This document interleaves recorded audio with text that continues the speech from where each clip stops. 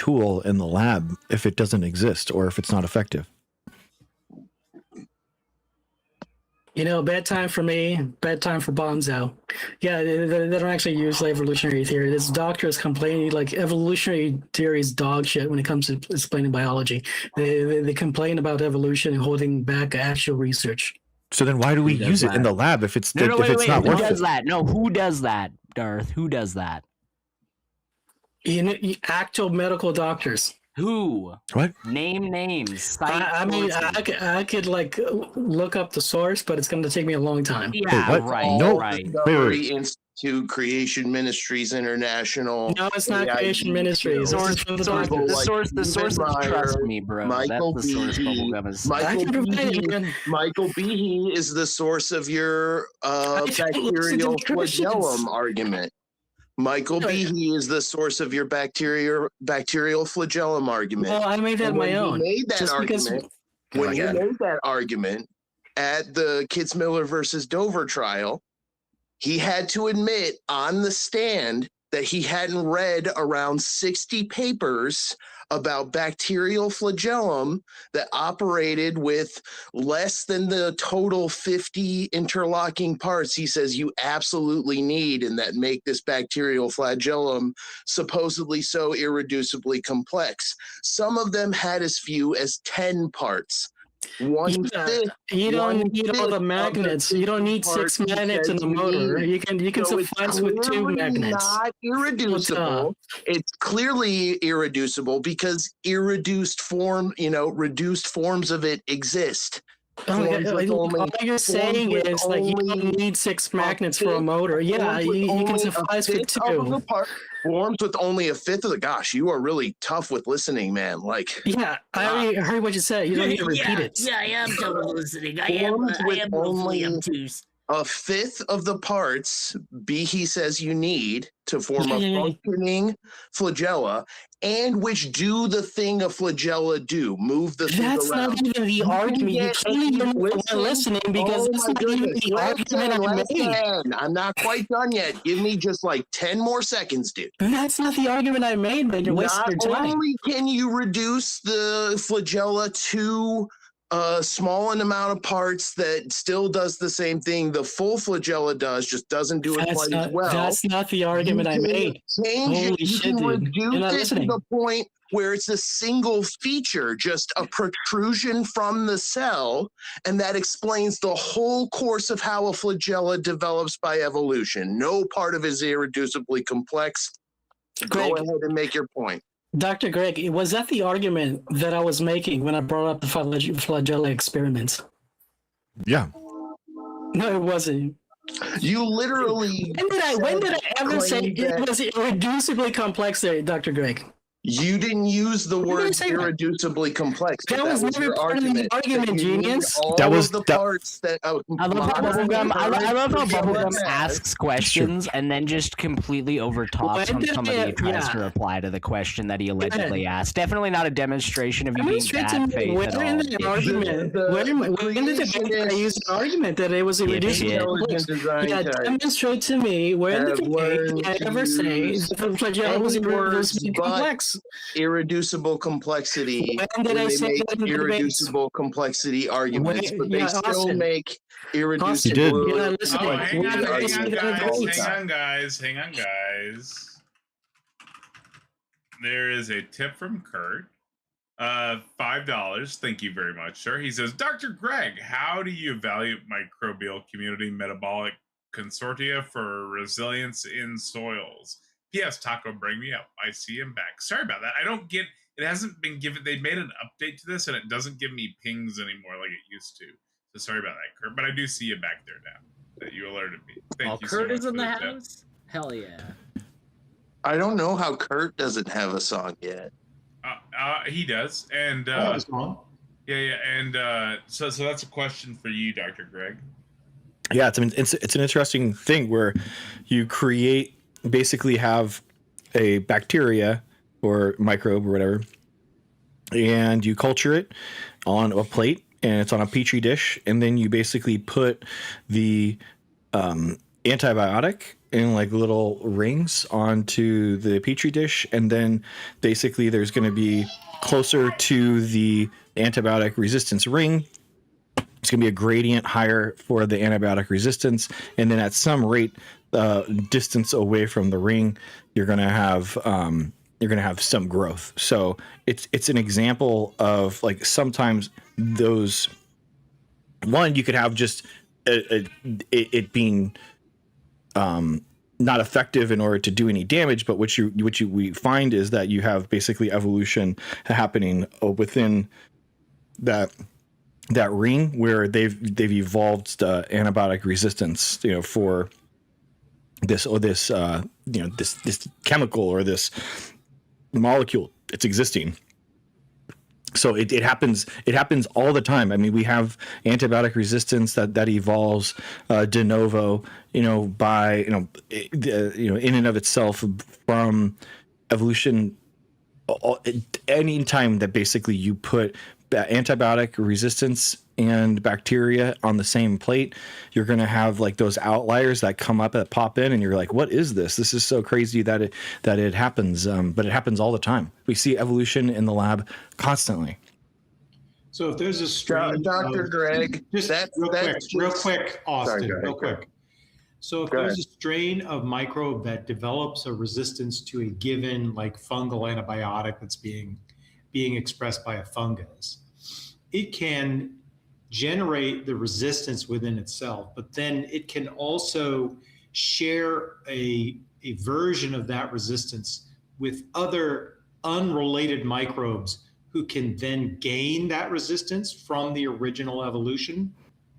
Yeah, through the take up of environmental DNA, like it happens. I mean, it's called the process called natural transformation, where the bacteria can take up new pieces of DNA. And by the way, this is another thing that's evolved. Some bacteria aren't naturally transformant, and some of them are. So it's an interesting thing that evolves. So what you're talking about is completely non-agent created novel information that is then shared among different creatures. It's not novel. Mm-hmm. Yep. It's completely novel. No, those are pre-existing genes. And it exists. No, look, these genes didn't evolve out of mutations. They're simply using pre-existing genes for different, and they just get Of course they're used for using different. Wait. I need to say something, please. Genius. I need to say something, please. So you're saying that there is only a set number of genes that exist in this world? Because you're saying that they're pre-existing. You're saying that there was no new genes that have been created. So what's the number of genes that exist out there, Bubblegum? It's about more than 3, probably. It's like 2K, around 2,000. No, dude, no, you're thinking so much more than 2,000. Like, you're so ignorant, dude. You're thinking of the 20,000 in humans when you said you're thinking about, and you got it wrong, but I understood what your context was. It's 20,000 genes. Doctor. It's 20,000 genes in the human genome that conflates to 100,000 different types of proteins, and that happens because of splicing and different types of promoters that are on and off. Shut up, Aiden. No. You're so dumb. Like you're completely wrong. That's not you're the completely total wrong. number of genes in the human body. There are mites that live that have their own set of genes. There are bacteria that live in your colon that have their own set of genes. Exactly. There are fungus that live on your skin that have their own set of genes. Mm-hmm. So there are way more genes than that just in a human. But here's the thing. There's way more organisms than just humans. So the total number of genes on Earth is massively larger than 20,000. And the point that I was trying to point out was that, according to Bubblegum, they're static. They're not these things that change. There's no novel genes that exist. The amount of genes that exist right now has always existed and will always exist. So I just have to ask at that point, if that is in fact the case, then why do we observe that well over 90% of all the species that have existed on this planet have gone extinct? and yet we haven't seen this massive catastrophic bottlenecking occurring because now 90% of all the genes that have ever existed just no longer exist according to you. Like, how do you account for that? Aiden, what you're supposed to be demonstrating is the arrival of new genes. Yeah, how can you account for the fact that I'm if what you're saying is true, and all but if what you're saying is true and all genes are static, well over 90% of all of the genes that have ever existed don't exist anymore. So how do you account for such a massive amount of biodiversity that exists on this planet if indeed that's the case? Is it the flood? Are you one of the flood believers? I'm not a Christian, man. I don't believe your microevolution. Yeah, he actually believes that koalas were created in Australia the Christians with the eucalyptus trees. It almost doesn't matter if you're a Christian. It's a theist creation. No, you're proposing the Christian theist theory here. You believe in the equivalent of Cool Khan creation. You believe in who's closer to the Christians, you or me? You, for sure. No, it's you goddamn genius. I'm parroting their talking points, dipshit. You're the one who believes in microevolution. Who believes in microevolution, you or me? Nobody. There's no such thing as microevolution. Nobody who has any sense believes that there's a difference. Creationists pretend that they accept microevolution. Creationists say that they accept microevolution, but then they say things like adaptation isn't evolution. So I get really confused. You never answered my question. They argue from two different points a lot simultaneously. It's confusing. Like they try to claim that abiogenesis couldn't happen, but then they also try to claim that the universe was fine-tuned for life. That's a little confusing. By the way, you never backed up your claim that my flagella argument was talking about how irreducibly complex it was. I never mentioned that in the debate. So that was what your argument was. You just didn't use the word irreducible. You take that back. I was not making the argument that the flagella is irreducibly complex. Were you even paying attention to the debates? What was your argument? Tell us what your argument is. It wasn't that. Just admit that. Just tell us the argument, and then we'll tell you if it wasn't that. But look, deny everything, admit nothing. Look at use the words irreducibly complex. It doesn't mean that you're not using the concept. No, what is your argument, Kurt? No, Kurt, as Austin was making the claim that I said that the flagella was irreducibly complex as part of the argument. I wasn't making that. What is your argument? I remember it being so stereotypically the irreducible complexity. You're not paying attention. I remember it so stereotypically irreducible complexity argument that I started tuning out and almost nodding off because I was being so bored. Let's see what it is. The fact that he won't reveal what his argument actually is unmasks bubblegum as the sophist. You're a big word, you not? You're just a sophist, dude. That's all you are. How am I a sophist? You're just playing word games. That's literally all you've done this entire time. What's the word game I'm playing? Playing word games. Not telling us your argument. You know what? What is your argument? Yeah. It's just like you to require me to have to explain something that you are not willing to listen to. I require proof of a claim. So quintessentially you. Yeah, it's so quintessentially of me to ask for proof of a claim. That's not what you did. Honestly, I almost started tuning out from your intro slideshow thing. That thing was a mess. Oh, I made that thing like last second, man. It was so together, like I was kind of like just put that like last second. I was like still working on it with like Taco started the stream. So your excuse is that you didn't do proper diligence in putting your data together. I did more than Dr. Greg. Really good support for your argument. At least I made a slideshow. Support for your argument.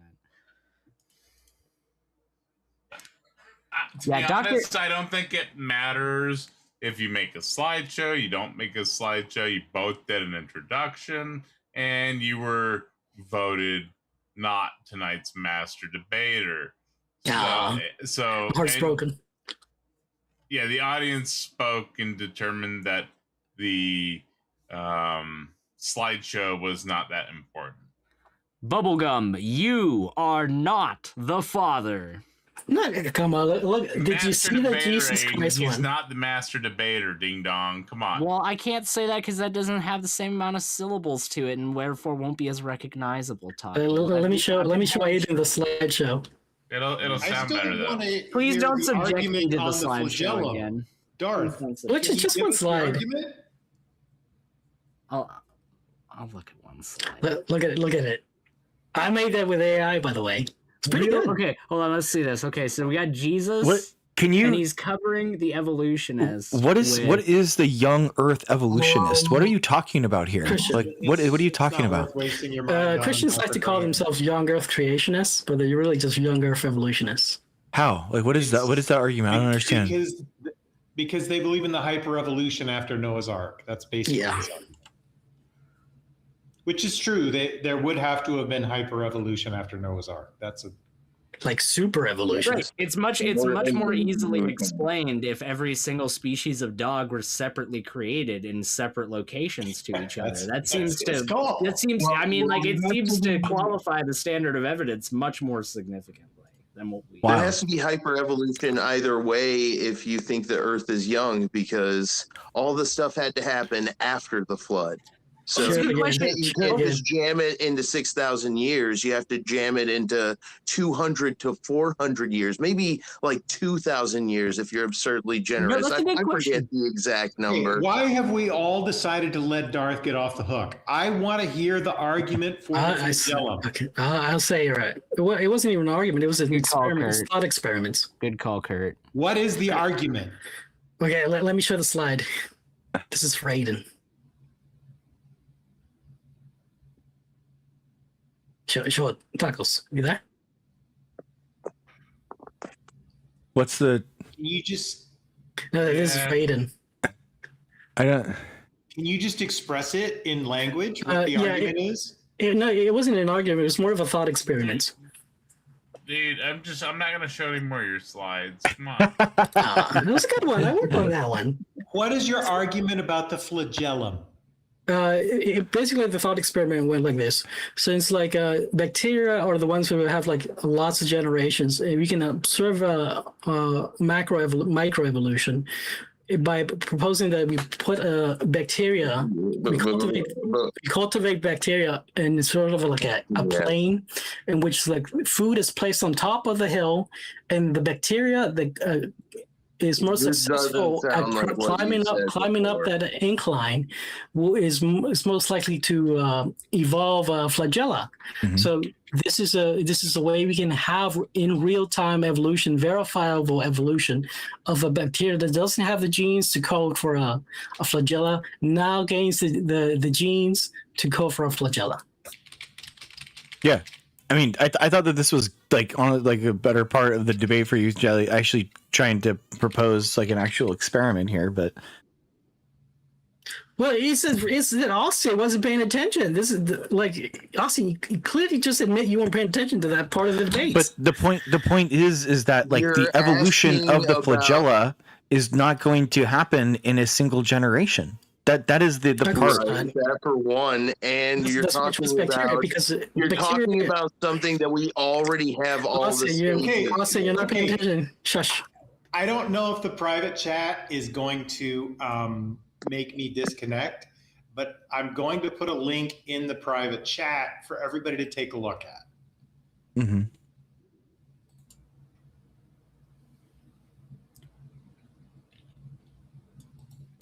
Shady back alley links with Kurt. Wow. I can't show that on stream. That's incredible. It just keeps going. It's literally the thing you just asked for, Darth. It's a guy who did a paper that did that. The thing you just said you would need to do to demonstrate it. I'm linking to you the paper that shows a non-motile organism developing flagellar motility when it didn't have it. Via rewiring the nitrogen regulation system, which is what I was talking about. It has to confer an advantage at every step, even though it doesn't necessarily have the flagellum. This was one of those things that refuted Michael Behe at Kitzmiller v. Dover, too. No. This wouldn't have been at Kitzmiller because it's 2015. So what now, Bubblegum? Kitzmiller 2017? Yeah. I haven't read the paper, but I just want to Kitzmiller was back in the aughts. Okay. Sorry. Are you pulling a Ken Hovind right now? You're gonna have to give me a little bit of time on this. Yes, because I'm going to look into that, but I'm never going to actually look into it. I'm just hiding a gap of my knowledge because really I'm just Science is all about making novel predictions, right? Science is all about making novel predictions. So I'm going to make a novel prediction right now about what bubblegum is going to do. Thing in Pseudomonas. Okay. Oh, Golden Arm's here. Golden Arm. You got 3 evolutionary biologists on stage. Hold on. Can you just talk for a while? Point of moderation, Darth Array. I don't never do points of moderation, but I need to do this point of moderation right now. Allow me this point of moderation. It's not worth paying attention to. Golden Arm.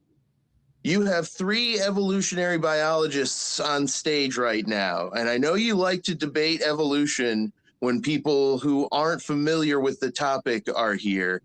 I have invited you previously when we're all up on stage to talk to us about it before.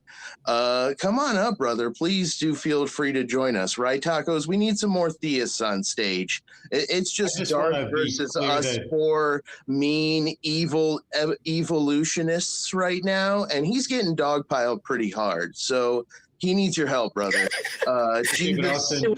I am definitely not an evolutionary biologist. I'm kicking you guys like dogs. But compared to these guys, right, you're practically freaking Stephen Jay Gould himself. Anyways, where were we even? I don't recall. Darth's stuff is so Darth said, here's an experiment that would show me that I'm wrong. Oh my God. And then I linked the title. Right. That was where we were. Experiments that show him wrong, and Kurt, now he's you going to didn't even get past the title, did you? It's some other thing. Kurt, did you even get past the title? Here, I'll read it for people. Evolutionary resurrection of the flagellar motility via rewriting of nitrogen regulation systems. Dr. Greg. So the genes are already there. They're simply taking the genes and just putting them in different positions. You're not showing that the genes were getting written. This is not evidence for evolution. Hang on, guys, Dr. Greg. Oh my God! Nobody's denying that you can take genes and put them in different. Developed in step 2. Did you read the paper? Kurt, nobody's denying that you can take the genes that are already there and place them in a different location. This is just basically allostatic regulation. He claims he's not pinching these arguments from creationist propaganda. No, this is Kurt's paper, man. Just read the freaking title. It's not saying that the genes evolved. It's saying that it's using pre-existing genes. Using the exact same talking points they use, and it's bullshit. Your dumb thing about pre-existing genes is ridiculous. Yes. All sequences of DNA exist. They all exist. You think they came into a new gene via evolution? Develops a new function in that sequence. That's what a new gene is. Exactly. Yeah, it's like saying all the ACTs and Gs already exist. It's like, that's ridiculous. What? If you add 1 to a number, have you increased the information? Austin, you're not adding anything. If you add 1 to a number, have you increased the information? If you've increased the number, listen. Yeah, you can pay to kick Austin. The number, give me the link. I'll put it in the back for you. If you've increased the number, give me that second there, Kurt. Listen to me for 1 second. If you increase the number of individuals in a population, have you increased the amount of genetic information in that population? And keep in mind, the answer is yes. It's true. I just want to let everybody know that Austin is triggering bubblegum so hard that he's currently trying to pay to get him off the panel. I just want to point that out to everyone. Is that what's happening? That's great. Because he's dumb, not because he's making a good argument. But Right. Dark, he hasn't absolutely destroyed you in this conversation at all, dude. Do you ever get? He was not even listening. Like, what I don't understand, like the anti-science view, because it's just like so boring, man. The idea that we truly can't understand the world at all, that we can't better use our understanding to make tools and like new knowledge, synthesize new concepts. Like it's just so reactionary, you know, to me. Like it's just so boring, man. It's on the same level when Galileo said, and yet it moves. Like, it's just the material reality in front of us, and all that they have as countermeasure to that is just, nuh-uh.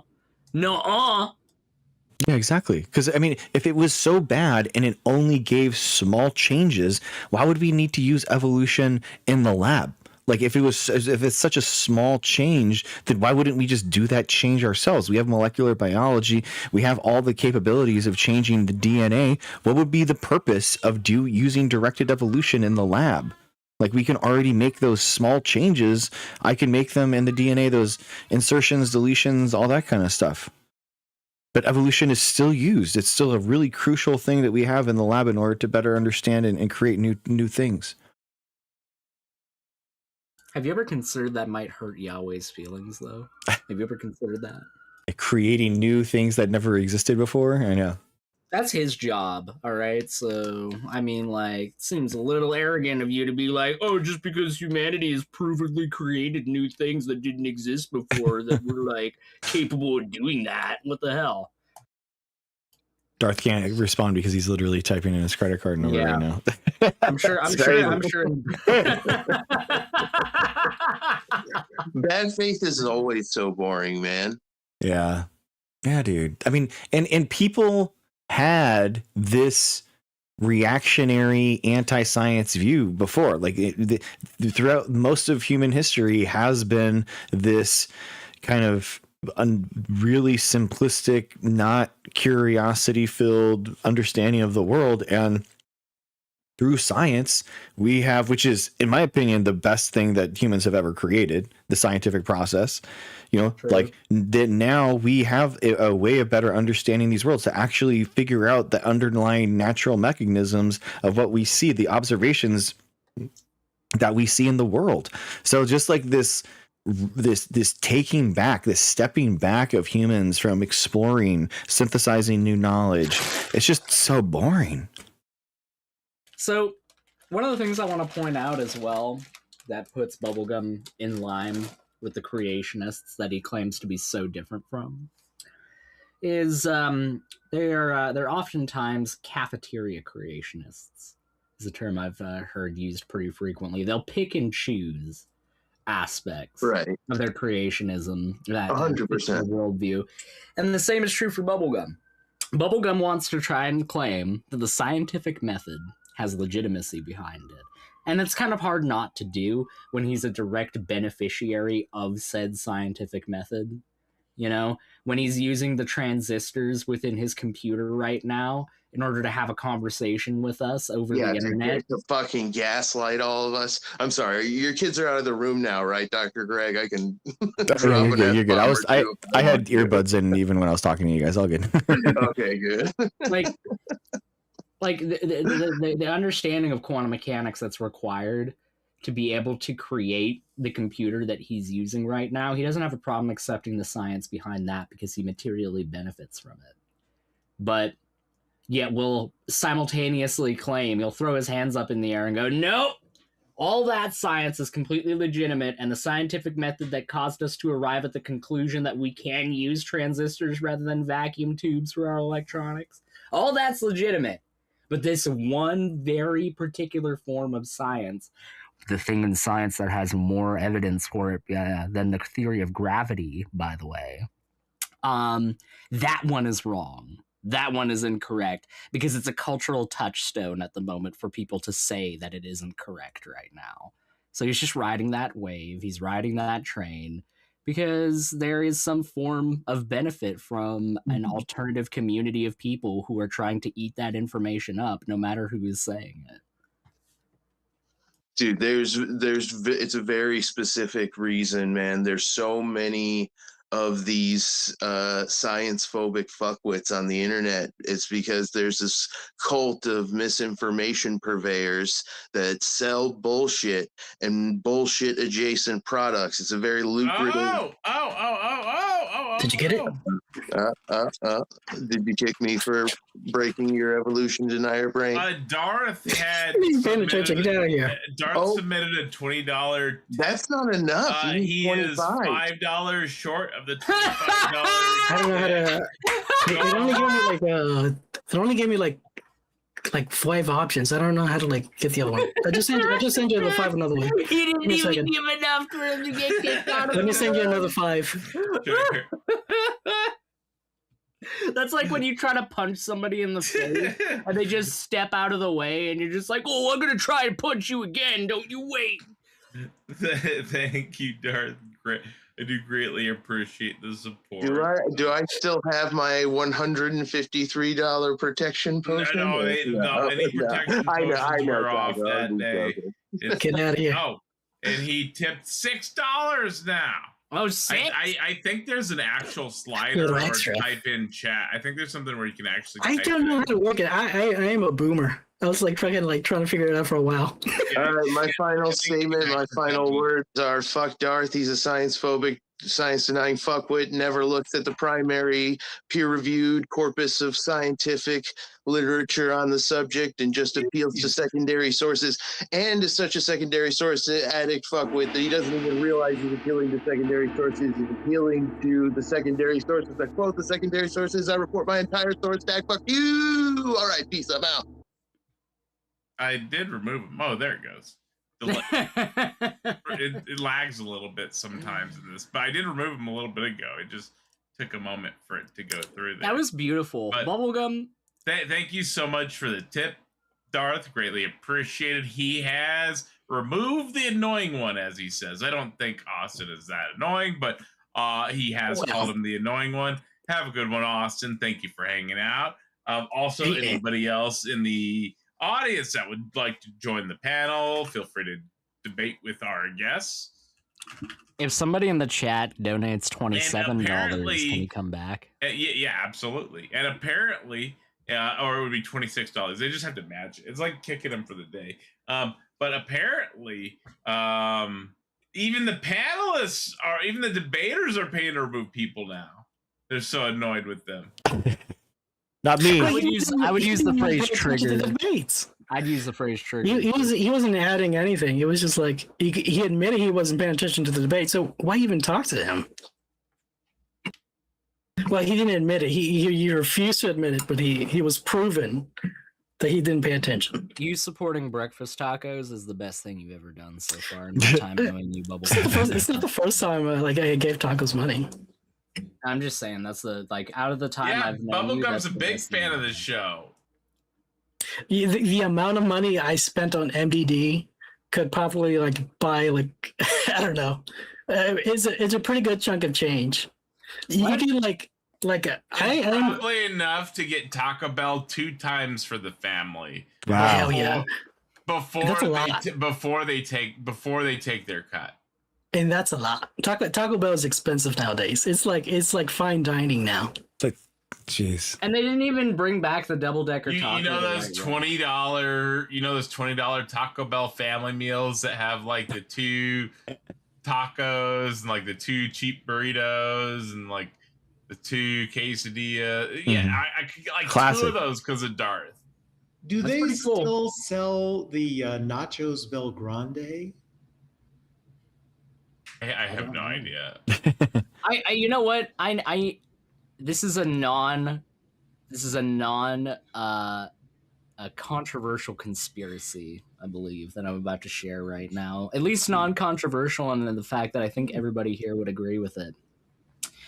I think that they removed the double-decker taco from the Taco Bell menu, not because they had any permanent intention of taking it out of the menu.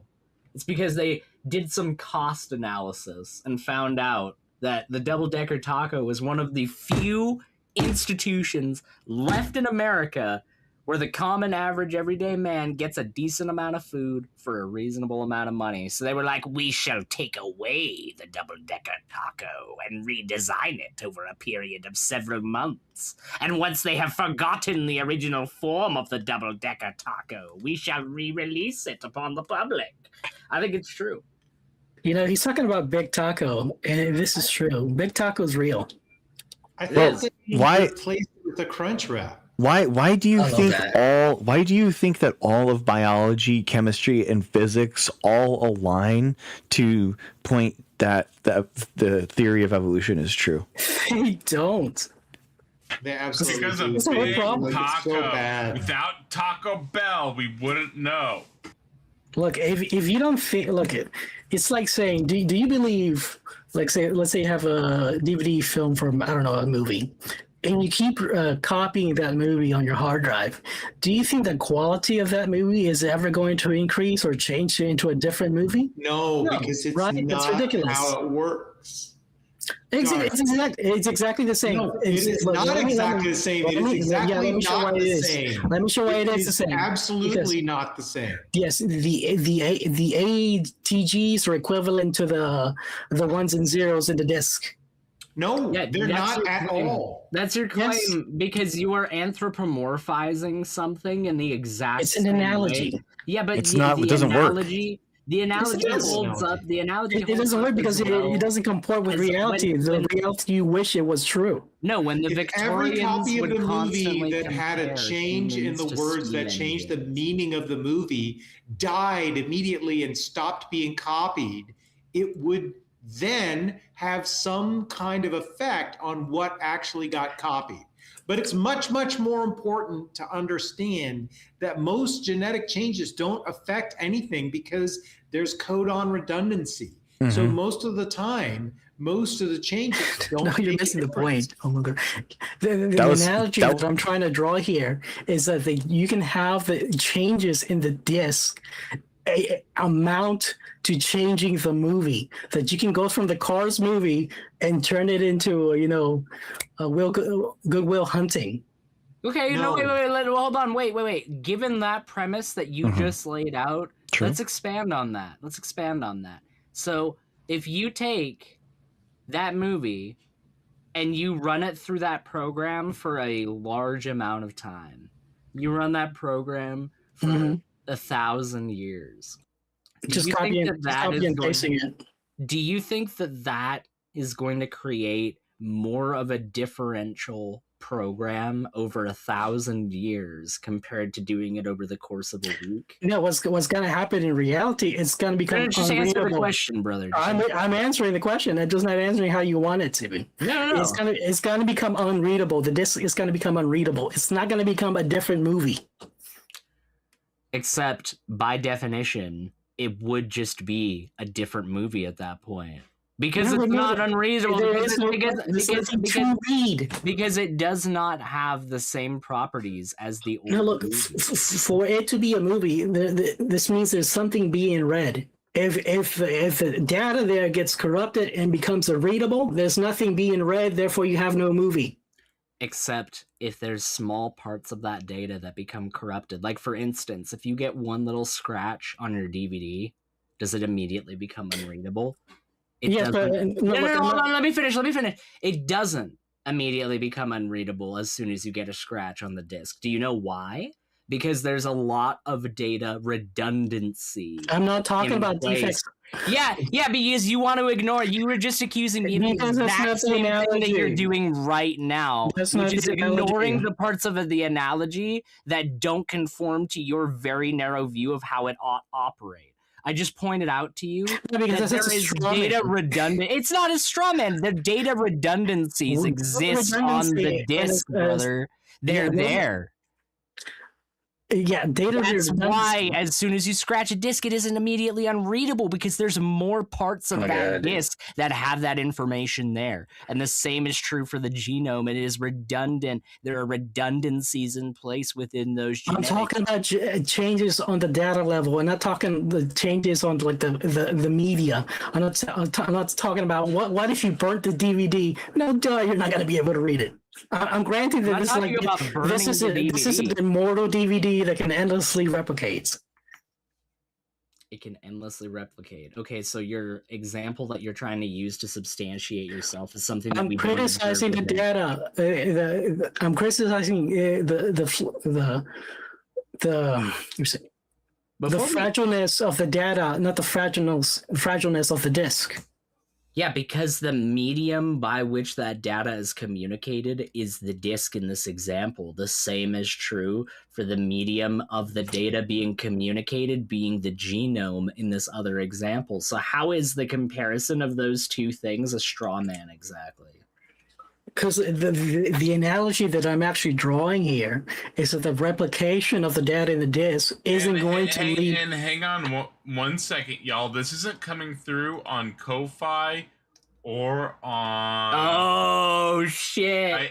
But it did come through directly. Let me see. Maybe he didn't. No, Bubblegum. I don't know how to do it. Look, I'm a boomer. Bubblegum's doing check fraud. Excuse me. Guys, don't interrupt me when I'm talking. It looks like Austin did a. Bought himself back in directly on PayPal. So Austin, I'm sorry for if you did that a little while ago. My PayPal isn't logging in on the PC. I actually had to log in on the phone to make sure I wasn't missing anything. So I'm getting used to checking that on the phone. So I do apologize if you did that a few minutes ago. But welcome back to the panel, Austin. And thank you so much for the tip. Greatly appreciated. I'm going to type that out right now. Did my payment go through? Because I'm a boomer when it comes to that. So Austin's back in the house. Yeah, y'all both. You're very quick. Y'all both had done your tips there. You did your 26 to kick him, and he did 26 to buy back in. Hey, you forgot $1. No, that extra $1. He did 26 to buy back in. Oh, okay. What do you want to say, Austin? I know you can't get enough of me. You came back for me. I know it. Well, go ahead, Austin.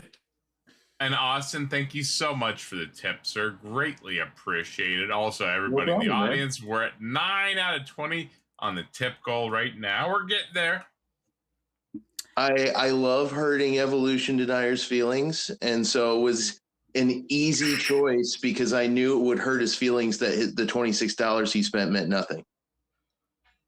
Damn. No, it was good. Bubblegum, they got you kicked. Bubblegum, do you feel like you got your money's worth out of that? And if you answer yes, we're all going to immediately accuse you of coping. I just want to let you know.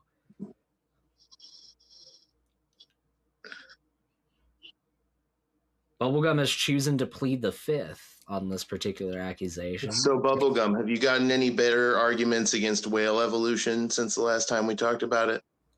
My God, you think those bones are like what do you think? This is what I'm talking about when I say the evolution denier propaganda tropes. Like, I knew if I got him talking long enough, he'd start doing them, and so I'd start remembering. Is it your position? Yeah, this one is straight up Answers in Genesis, Creation Ministries International, and Kent Hovind. Kent Hovind himself does this one a lot. Oh, you can't tell anything by the bones. That doesn't mean nothing. That just means an organism died. Vestigial bones. Entire populations of organisms died. Interesting question, man. Those entire populations gradually got less like an ancient artiodactyl, even-toed ungulate quadrupedal land mammal, and more like an artiodactyl ocean mammal, which is flipping crazy. Right? Austin, is it your position that those bones are vestigial legs? Dude, they've got. Is it your position? So in Basilosaurids and Derudinids, they got the tiny leg bones. Just say yes or no, man. They're still there, but they're completely useless and now just decreasing drag on a fully aquatic organism. But they've still got the freaking femur, the fibula, and the tibia, the tarsals, the metatarsals, the proximal, intermediate, and distal phalanges. Like, it's as leggy as a leg that ever legged, but it's just useless. And then you've still got remnants of the top half of that and the ischium and ilium and pubis of the pelvic girdle in whales. But in some species, they're so attenuated they're practically not there. They're literally tiny slivers of bone that can almost get lost in the muscle tissue. But in other whale species, there are clear remnants. You can still see the point where the joint fuse together. Like the ball and socket joint is still on that sucker. So to deny it is just to gaslight yourself. It is to be extremely bad faith. It's to look at a bone and pretend you don't recognize that two bones are the same shape. Okay, so is it your position that those are indeed vestigial bones for legs? That's the only explanation there is. That's not my question. Is that your position?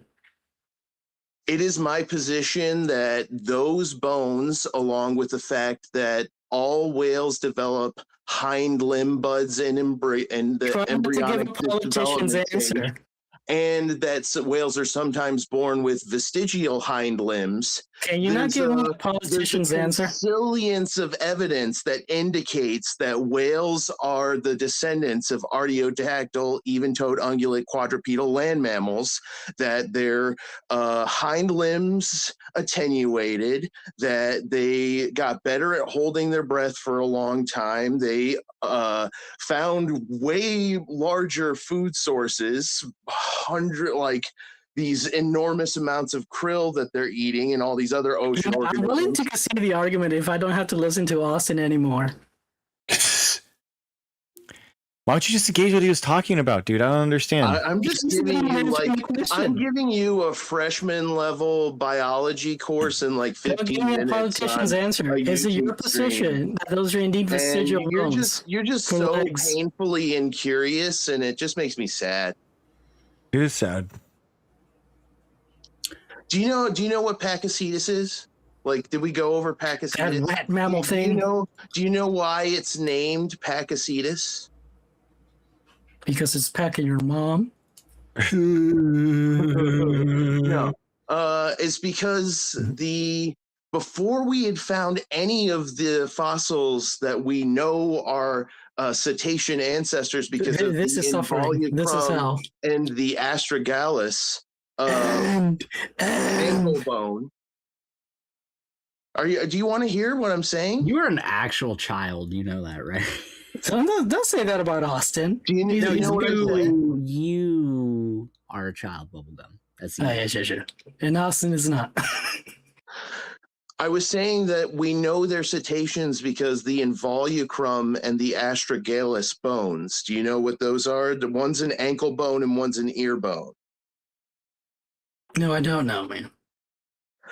Okay, so do you understand that you wouldn't understand because you don't know that the involucrum is a bone that's only found in the ears of whales and whale ancestors. It's just dead to rights evidence that Pakicetus, Ambulocetus, Rhodocetus, Myocetus, the Remington cetidae, all the freaking 200 plus, I can't list them all. I don't have them all memorized that well, even though I handled some of them. All those suites of whale ancestor species have these involucrums in them, and they're only found in modern whales and these whale ancestor species. What else would you call that if not dead to right evidence every one of those is a cetacean or a cetacean ancestor? And then the astragalus, the ankle bone, is something that's only found in artiodactyls. So classifying them as artiodactyls as well. Your position has to be that all of this is just a coincidence. Not just this, all the genetic evidence tying them to hippos and artiodactyls. Okay. Hippos specifically. Awesome. I feel like Awesome. I could genuinely, with no hesitation whatsoever, bet every single cent in my bank account right now. And it's 5 figures. It's not a small amount. I got to save for this wedding. But I'd be willing to bet all of that right now that Bubblegum could not re-articulate a single thing that you just said right there. Yeah, Bubblegum, that's fair. What did I just say to you? That the vestigial bones, we know that the vestigial bones are in fact legs, and that some whales, like the pygmies, don't really have those bones. But that's okay. But that's okay because we're just going to assume evolution. A while back, the point I was just making was about consilience of evidence. I didn't remember some stuff. It's just I'm drowning him out, but I am listening. I am trying to listen to him, Aiden. What is your definition of vestigial, Darth? What do you see as the leftovers? leftovers. Do you think there are vestigial things, or do you think No, nothing is no. Austin is making the claim that they're in fact vestigial bones from like leftover from leg remnants from the Pakicetus. Yeah, the only reason they have those bones is because they had ancestors that used them for land walking. That's the only reason to have an ilium, an ischium, and a pubis. That's the only reason to have that. That's the only reason. Are you sure about that? Why do you think snakes have? Why do you deny that have hip bone? To deny that that's being used for land walking is on par with seeing an organism that has orbitals and saying, "Oh, those orbitals have a different use." You don't ever want to let me finish a damn argument, do you? Those orbitals clearly aren't being used for eyes. We've only ever seen organisms with skulls and eyes that have eyes inside those orbital holes, but we can't assume there's eyes in theirs. The only reason every organism we've ever seen that walks on land with an ilium, an ischium, and a pubis, that's what an ilium, an ischium, and a pubis is for. And you can find ilium, ischiums, and pubis inside of whale species, modern whale species, where they're not as attenuated, that are clearly the remnants of the ilium, ischium, and pubis. They're the same shape, like I was saying about the leg bones. And then in other species, they've attenuated to the point where they're just tiny slivers of bone, and they don't hear the word of the Lord. They don't even have any possibility of having some vestigial or use, like creationists try to claim they do. Evolution deniers like Darth try to say they do. Kent Hovind says they help with reproduction. Only in the species that have them. Only in the males. But anyways, go ahead, Darth. Whatever you want to say. Look, you just I don't really it does expect much because you just don't seem capable of steel manning the model. Well, you just admit it. It has another function that serves another function that wasn't just walking on land, right? So it clearly has a function. If the whales don't have that pelvic bone, then the penis doesn't attach to anything. So how about snakes? Why do snakes have a pelvis? I think they have like little clamps. They use those to attach to so that they can also mate because they kind of wrap. Female snakes have a pelvis bone for that. And I want to clear up. Like us males, like women, like have testes, like internalized testes. That doesn't like mean it's due to evolution. Oh my God, he's slowly getting there, guys. If we just keep this up for another 14,000 years, he's gonna get there. If women have testes, I guess everyone is like ovaries, like of indeterminate gender, I guess. No, and I want to clarify that my argument isn't that the ilium, ischium, pubis are only ever used for land walking. That's what it was used for in the ancestors of the whales. It is vestigial precisely because they're not being used for land walking anymore. If they're being used for anything, and in some cases they're not, they're pretty much gone. Awesome. There wouldn't be any freaking whales if they don't have sex. They can only have sex if they have that bone there. What are you getting, man? I'm having flashbacks. I can't hold on. Well, can't say, move over, honey. I need you to get. Tell me. Why is the penis going to But Austin, he definitely doesn't just fucking crib arguments from a bunch of creators. That's from evolutionists. This is not from Ken Hovind. I'm sorry we subjected you to this, Dr. Gray. Ken Hovind got that from like evolutionists. You can look at like a whale documentary. They're gonna tell you the same thing. Yes, bubblegum. You can deep throat your microphone. Like, we understand that. We know it's from freaking Ken Hovind. Ken Hovind got it from the same evolutionist source that I did. So you need to demonstrate to me how the heck can a whale have intercourse without having the bone there? And simply trying to talk over me isn't going to work. This is the fact. This is the actual case. The reality of that bone. That bone does in fact have a function. This is too much, you two. Come on, one at a time. This is too much. And a daddy whale and a mommy whale love each other very much. It's like saying whale gets excited. Okay. And if the daddy whale is excited Do you enough, understand that your muscles connect to the bone? You cannot move your leg muscle. You can't move your leg if there's no freaking bone there. You can intromit without even using your pelvis. Like intromission is a thing that anything with an erect penis can do. Kurt, can you move your leg without a leg bone? Can you move your leg without a leg bone? Can you move there are human beings who can reproduce without legs. You need a leg bone for the muscles to attach to. Can you move a 4,000-pound whale? Oh my God, Genius, no, you can't. That's why some species have lost bone for the muscle to attach to. You denying basic biology. Are you saying the penis doesn't have anything to do with like evolution. This is just basic biology. You need the freaking muscles to attach to a bone or something. No. The penis doesn't attach to a bone in most humans. Muscles. In most mammals, the penis does attach to a bone, but humans don't have that bone. Oh my God! And yet we still reproduce. Isn't that weird? For the freaking whale, clearly humans don't have it and still reproduce. Yes. Humans have legs. Those leg muscles need to attach to a bone. Humans without legs can reproduce. Oh my God, you're missing the whole freaking point. I saw somebody in the chat. I don't know who it was, and I wish I could have caught their name, but they made the best point that I've seen so far this stream. It was something along the lines of Bubblegum's entire ideology consists of 1 equals 1, 2 equals 2. 3 equals 3. 9 equals artificial fake social constructs that must be defeated at all costs. That's literally the best possible summarization. How does that even relate? Draw the connection from me. How does that even relate? I didn't even see the connection.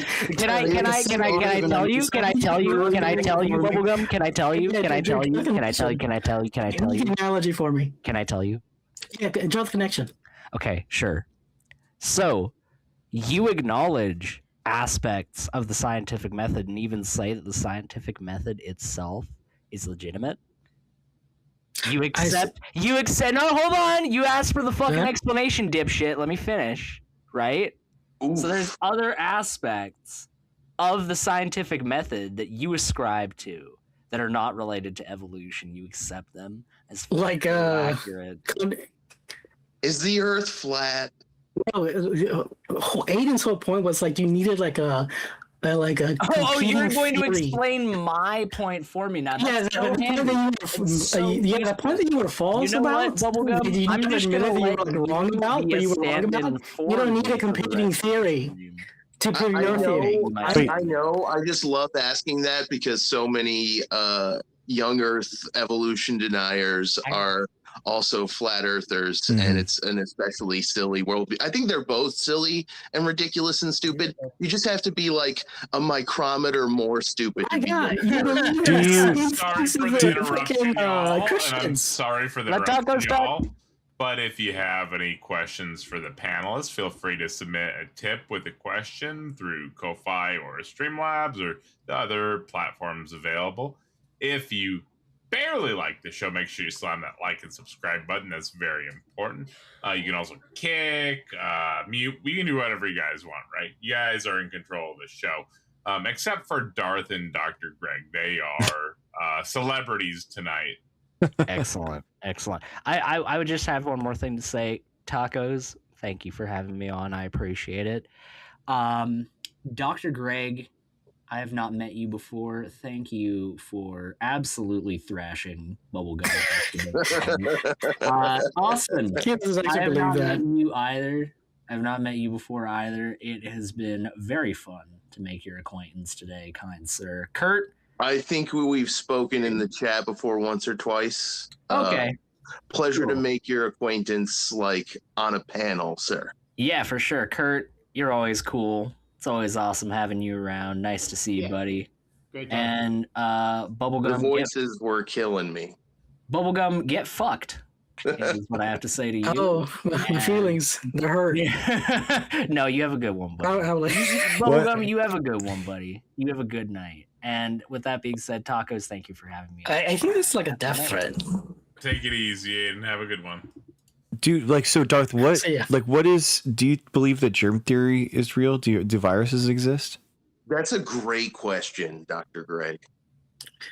Is that like something that Christians are like doing? Yes, there are Christians who don't. Okay, I'm not a Christian. Stop like. No, but I mean, many of them are Christians. The question, clarifying question. Why do you have to ask how a religious sect feels about it before you? Because he's imposing like his critiques of Christianity onto me. No, I'm not. No, I'm saying I'm curious. No, stop. Don't tell me. You can just ask me. That's basic facts. Like that's why I asked, is that a Christian position? You can just ask me. A microscope and see a germ. Yeah. My broader point in asking that is like, where is the line and where do you accept like scientific consensus and where do you not? When we're at the point when you're denying evolution, right? Holy Jesus, man. Sorry, I was just saying that it's not clear when we're at the point where you're denying evolution, right? Darth? Exactly. Go ahead. Dr. Yeah. Greg. No, it's true. I mean, the point is like, what other scientific consensus issues do you not agree with? And we can go through them. I mean, we can go through them. Like, I mean, go through the scientific method. It sidesteps the scientific method over dogma. Okay, so germ theory. What it really tells us is how deeply you've sunken into this pipeline that doles in misinformation and has specific platforms that you can get off at, like the Holocaust denial platform, and the anti-vax platform, and the Civil War history revisionism platform, and the drinking your own pee platform, and eating your own feces platform, because Big Pharma hid these ancient health secrets from us. Like, dude, this is what we're talking about. So I mean, we're talking about misinformation. The end result of all these misinformation is cancer like is considered a new life form. No, it's not. Something cancer biogenesis. No, it's not. Do you have a semen retention pillow or some shit like that? Are you into like alpha male shit? Do you have like the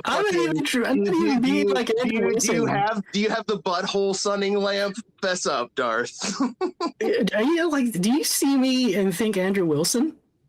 I think you do. Would like to get like Darth. Do you accept the periodic table of the elements as like accurate? Yes.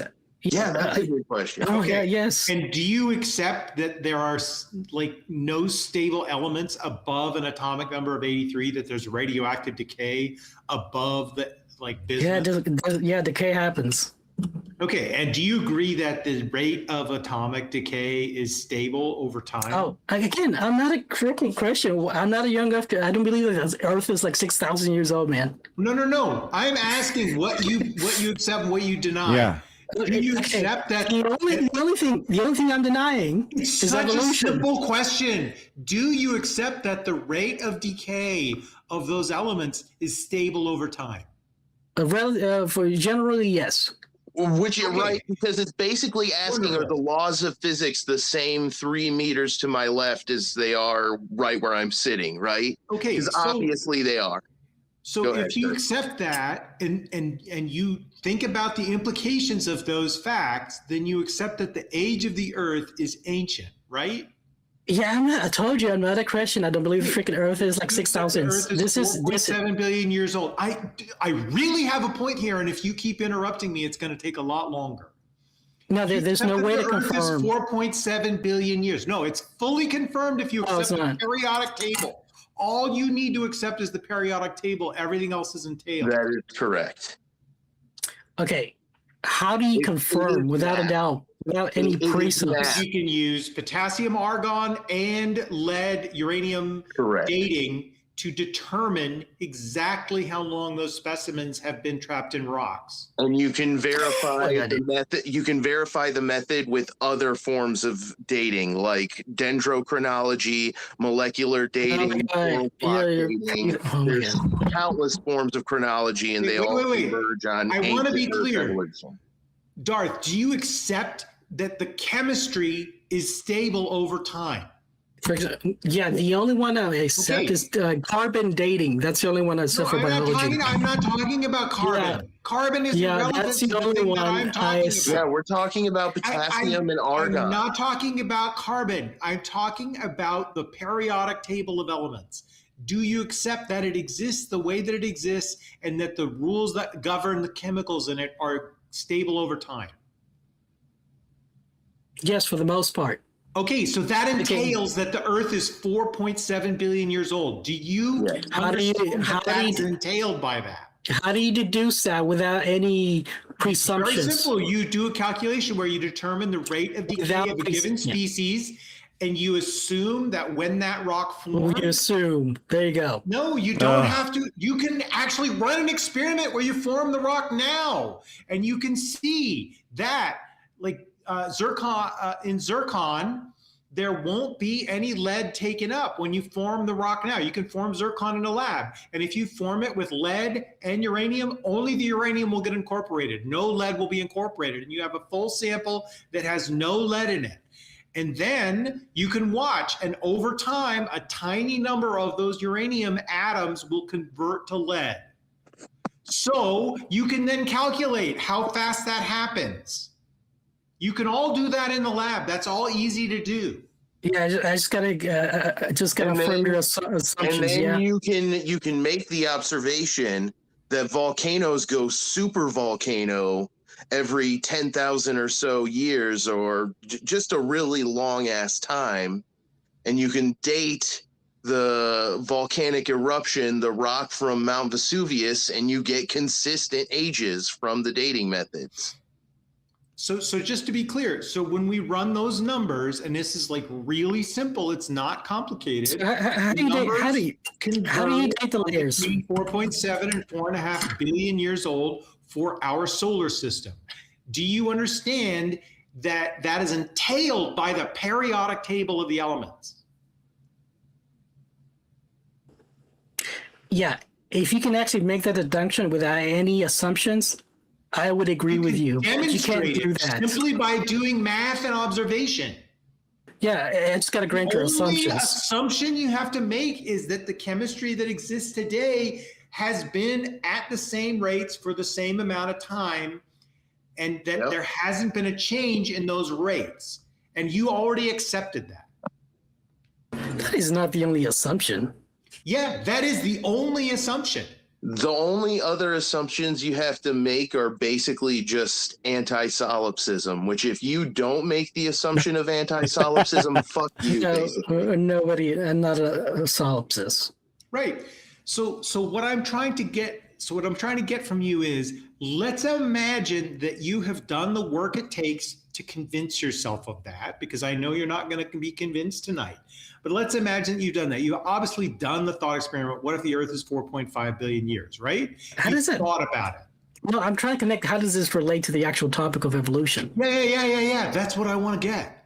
I did have a point here. So if the Earth is 4.5 billion years, because you accept the periodic table, and we don't see any fossilized life forms for the first 3.8 or so billion years of life on Earth that are more than single cells or cells that grow in mats. Those are the only fossils that we see for the first very long period of time that the Earth is in existence. Yeah. How do you explain that? Yeah, those animals. They're not animals. The dead animals. The fossils. There are no fossils at all of any animals or really any plants for the vast majority of Earth's history in the vast majority of its strata. The only fossils that we see are single-cell organisms that live in mats, or just single-celled organisms. That's it. You don't. Why in the world would you think that elephants are hanging around under the sea? I can add on to that point. You don't get to animals until you get to holozoans and then metazoans. Austin, I don't give a shit about that. Can you let me get on with this line of questioning? Because I love you demonstrating your taxonomic knowledge, but it slows everything down. Darth, sorry, I had a point. there are no multicellular organisms. There's not even any like organisms that have cells like ours until much, much later in that Earth's history. How do you explain that? Yeah, why in the world would there be elephants at the bottom of the sea?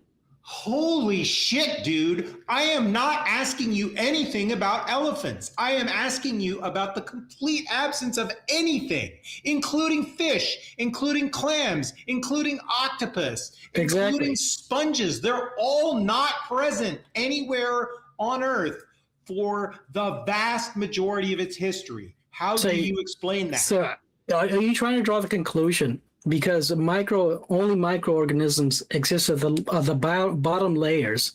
Therefore, this demonstrates the gradual evolutionary timeline. Dude, you're asking me a question when I'm asking you a question.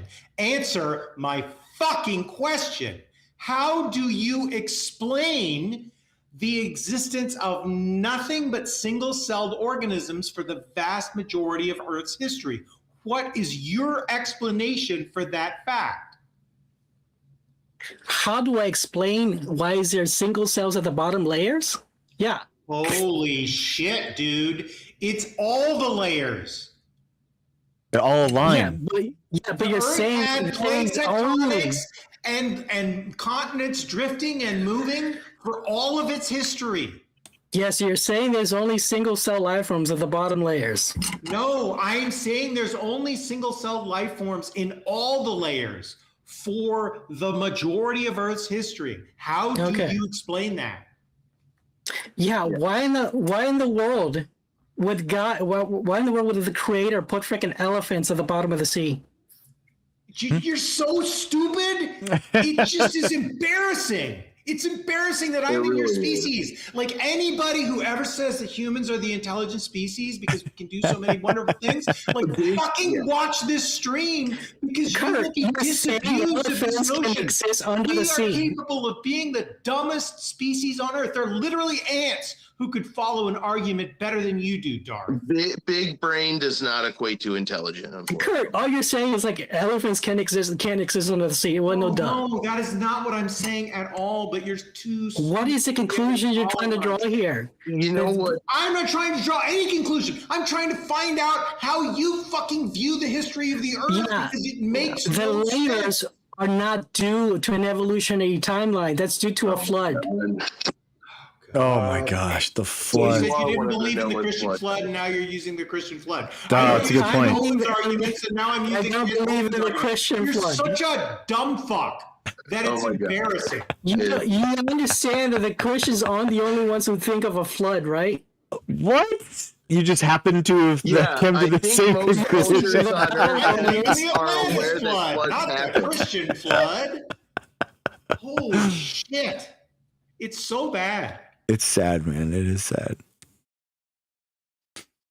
Is that seriously the argument you're trying to make? Is there anything else you do this with? Do you like go to carpenters or hoopers and after they give you a lesson on the history and leading techniques of woodworking and barrel making, you're like, no, that's bullshit, bro. Yeah, I heard this shit online that hoop making was actually given to us by God, bro. Don't you know what you're talking about? Listen, at what level are the freaking fish? The sea level or above sea level?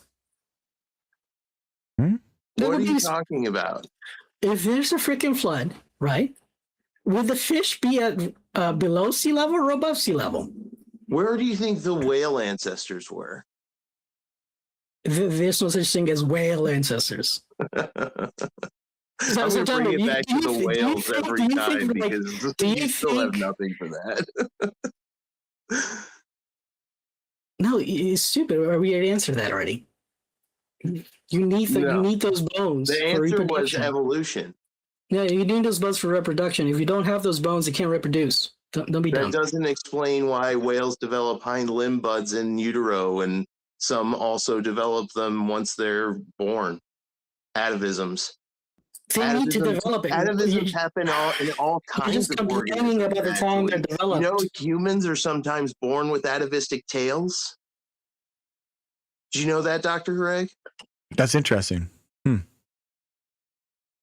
Yeah, you can look up pictures of it. It's like deformities exist. A fleshy little tail. There's no hair on it. Yeah, it's a deformity. It's caused by apoptosis. Doing something evolution. Yes, apoptosis is an evolved process. It's and not what happens by is apoptosis, it's caused by a failure of apoptosis. exactly. It ends up expressing the ancestral form. Oh my God, did you listen? The contemporaneous one. A failure. That means it's a freaking malfunction.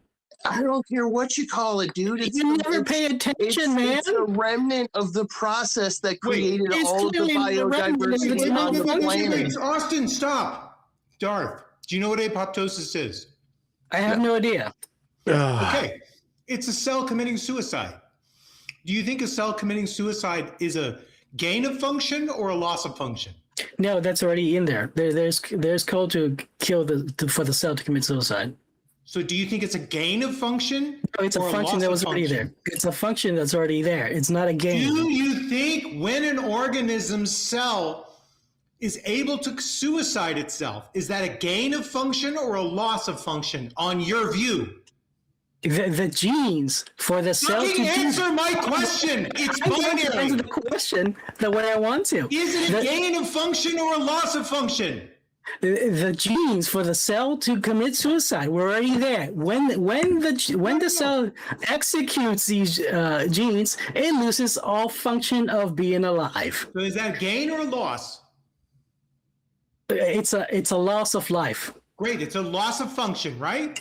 No, it's a loss of life. Apoptosis is a loss of function. Loss of life. When that doesn't happen and you form a postanal tail, that's a gain of function. That's the opposite of what you're saying. No, it's not. I already told you, those genes are already there. That's what you're trying to circumvent.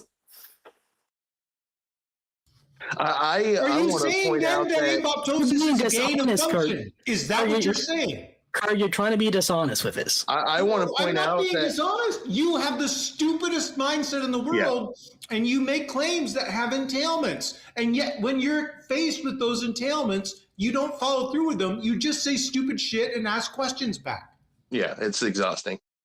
Dude, I want to point out that under our view, the genes for apoptosis were not originally there. Again, that would not have developed until around the Holozoan Metazoan stage when organisms started developing multicellularity. Organisms like sponges, freaking the phylum Peripheral, organisms that are right on the cusp of multicellularity, where they can evolve into being multicellular in observable time spans, and they can evolve back into being unicellular in multiple time spans, in observable time spans, depending on how much of the multicellular or unicellular model they already have. It's exactly what you would expect from evolution. Yeah, I already know the story, man. Prove it. I'm just, the stupid is just like burning the inside of my brain. and it's the bad faith. It's not just the stupid, it's also the bad faith. But your thing with like the flood. Excuse me, what's bad faith about my formation arguments? Floods in 4 billion years than just one. There have been literally millions of floods all over the earth.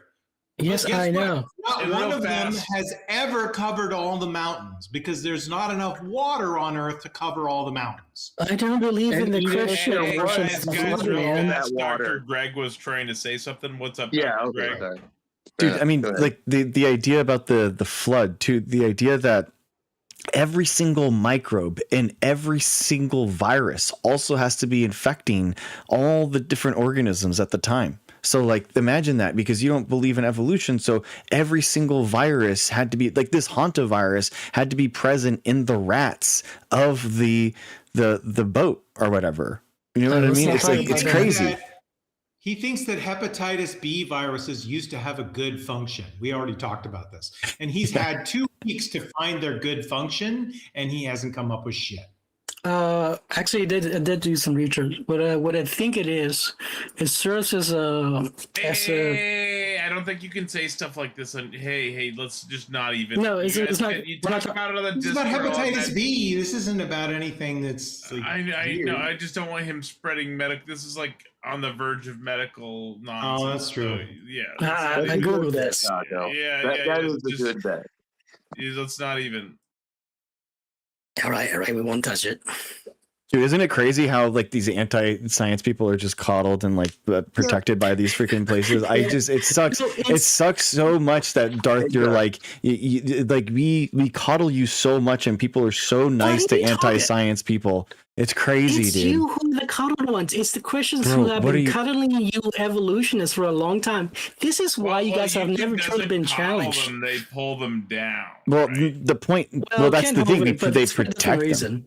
They protect them. Honestly, but like, I mean, it's crazy. In society, like we like allow these people to spread their misinformation freely. Like it's just, I'm not claiming to you, Tacos. I'm not talking about you, bro. I'm just saying, like in general, like it's crazy to me how it's just been left to fester, and now we are at this place where it's just they're running the government. They're literally running the government. Maybe been cuddled by the Christians. Nationally, some of the nonsense is like being protected at like a federal level, but normally that doesn't seem to be the case, right? This stuff has deep right-wing think tanks, money pockets. Nobody's teaching like Christianity. It's normally this bad, right? Nobody's teaching Christianity in public schools. This has deep right-wing think tank pockets, and it has had them for decades. Yep. And they've been formulating this strategy for decades. Got released in a document called the Wedge Strategy, where their goal was to push misinformation to try and get a theocratic worldview popularized among the people so they could push the FBI had the CIA had a document where they were trying to push for like aliens because they thought it would discredit. Guys, stop. With the recent Trump announcement, I would prefer not to talk about this topic either. So let's just get back to the debate topic. Is evolution true? Oh, okay, fair enough. If you read the recent Trump announcement, you probably should. It impacts you greatly. You can find that on the White House website under the news. I don't remember which one exactly, but it's under the news. And if you're an atheist, it may not impact you exactly right now, but it may in the near future. I'll just you should see what's being said. It's terrifying. Sorry. I'll just conclude with the fact that the Wedge document is a real thing. You can look it up. It's a real thing. We know the history of it. It was authored by a right-wing Christian talk radio guy, one of those typical indistinguishable talking heads, all angry old white guys with curmudgeon energy, usually science phobic, homophobic.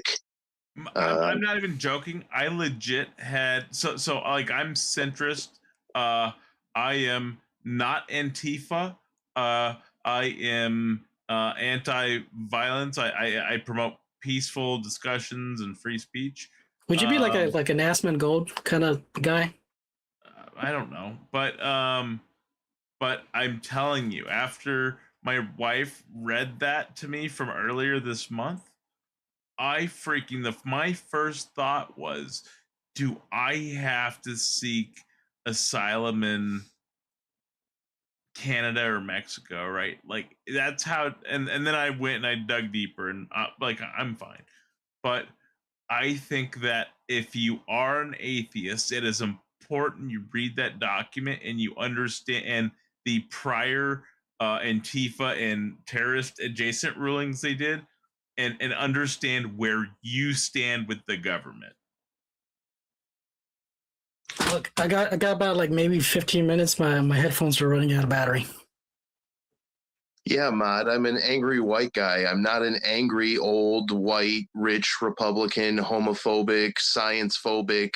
But you are white phobic, right? You hate the whites. No, I really don't. Come on, just admit it. Evolution is so and biologically anti-racist because humans are all the exact same species, just beautiful kaleidoscopic variations of the same species of sapiens in the genus Homo. Yeah, I mean, you believe the same thing the Christians do. Yeah, the Christians believe the same thing, right? They don't actually believe it's real. That's an absurd thing to say. Very gaslighty. What? It's the facts, man. They all believe that we all evolved from Adam and Eve, or one people. No, I don't believe we evolved from Adam and Eve. I believe the idea is the same. Humans evolved from Miocene apes, Australopithecines, a monkey. Dude, I think it's based that the Christians are actually like pro-trans in their human origin story, because obviously Eve was trans. She's male or female.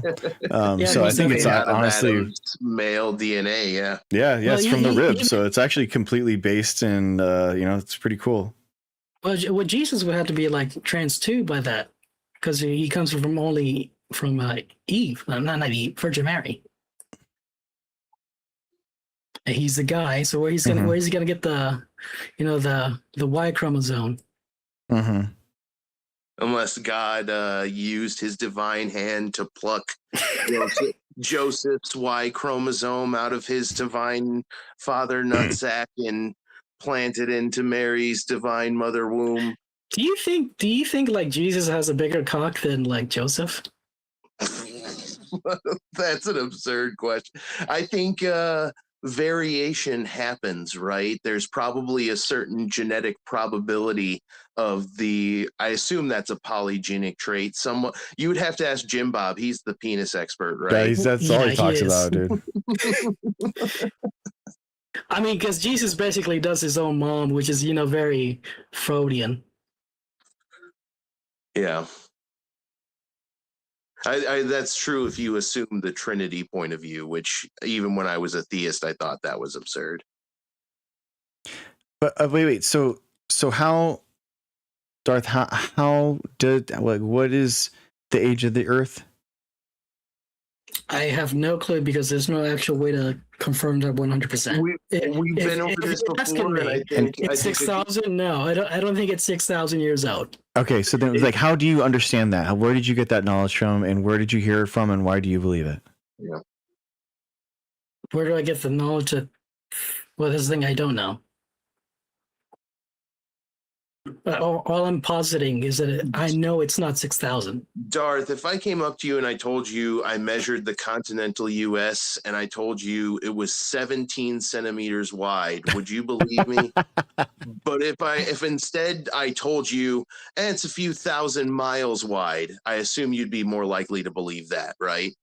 So we're kind of asking you the same question, but about the lifespan of the Earth and the universe. You're asking about a measurement that can be done. More accurate? Do you think it's more accurate to say the Earth is thousands or millions of years old, or like billions and billions? We can actually take a measuring tape and measure distance. We cannot. There is no clock for the universe that we can say, hey, that clock right there is objectively the clock. Kurt was telling you about several earlier. I was telling you about several. Yes, but it has assumptions. Chemistry, you have to buy into the assumptions.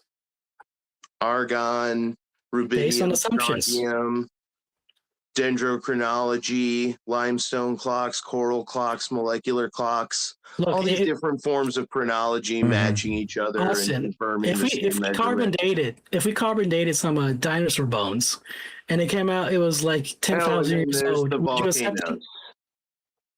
Austin, if we carbon dated some dinosaur bones, and it came out they were like 10,000 years old, would you accept it? Yes, dude. There would have to be it's very easy to disprove evolution. Like the data that you would need would be like pretty trivially easily done. Yeah, that's true.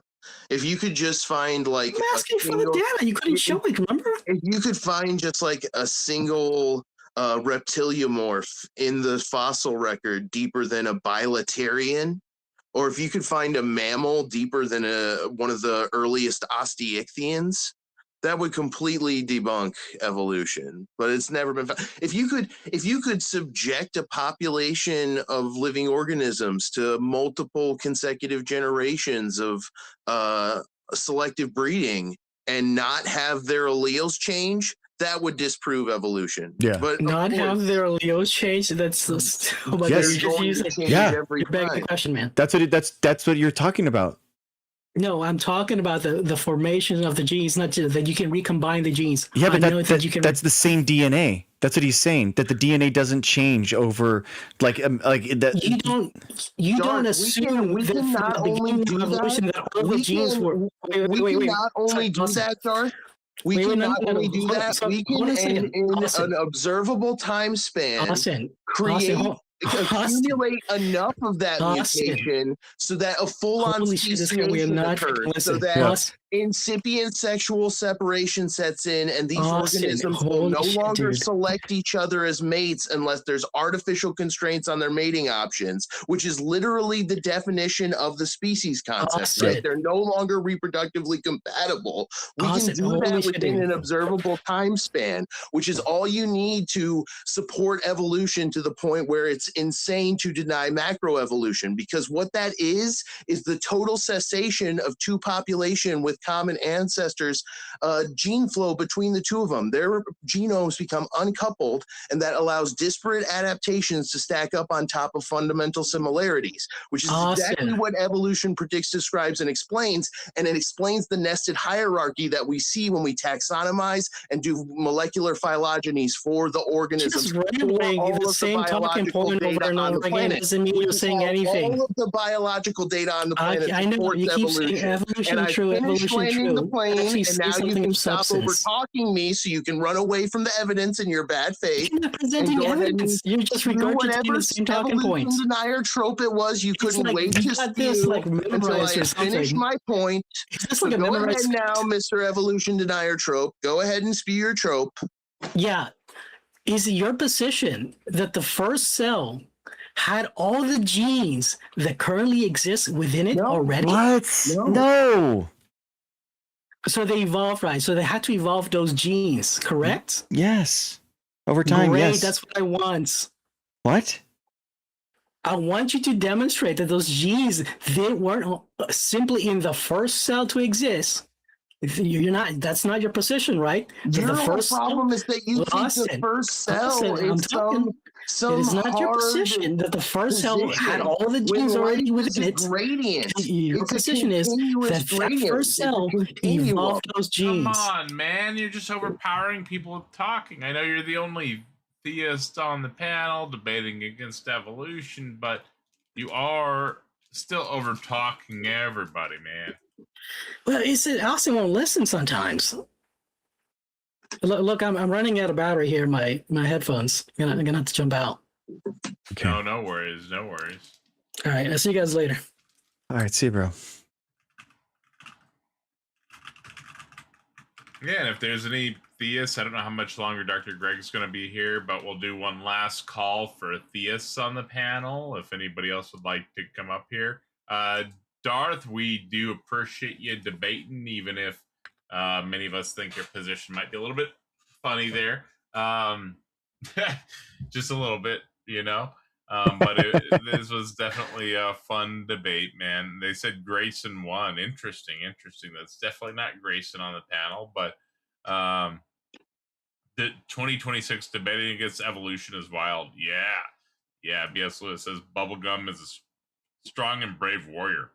How's Bubblegum Gun compared to the other evolution deniers you've debated? How would you rank him in comparison to them?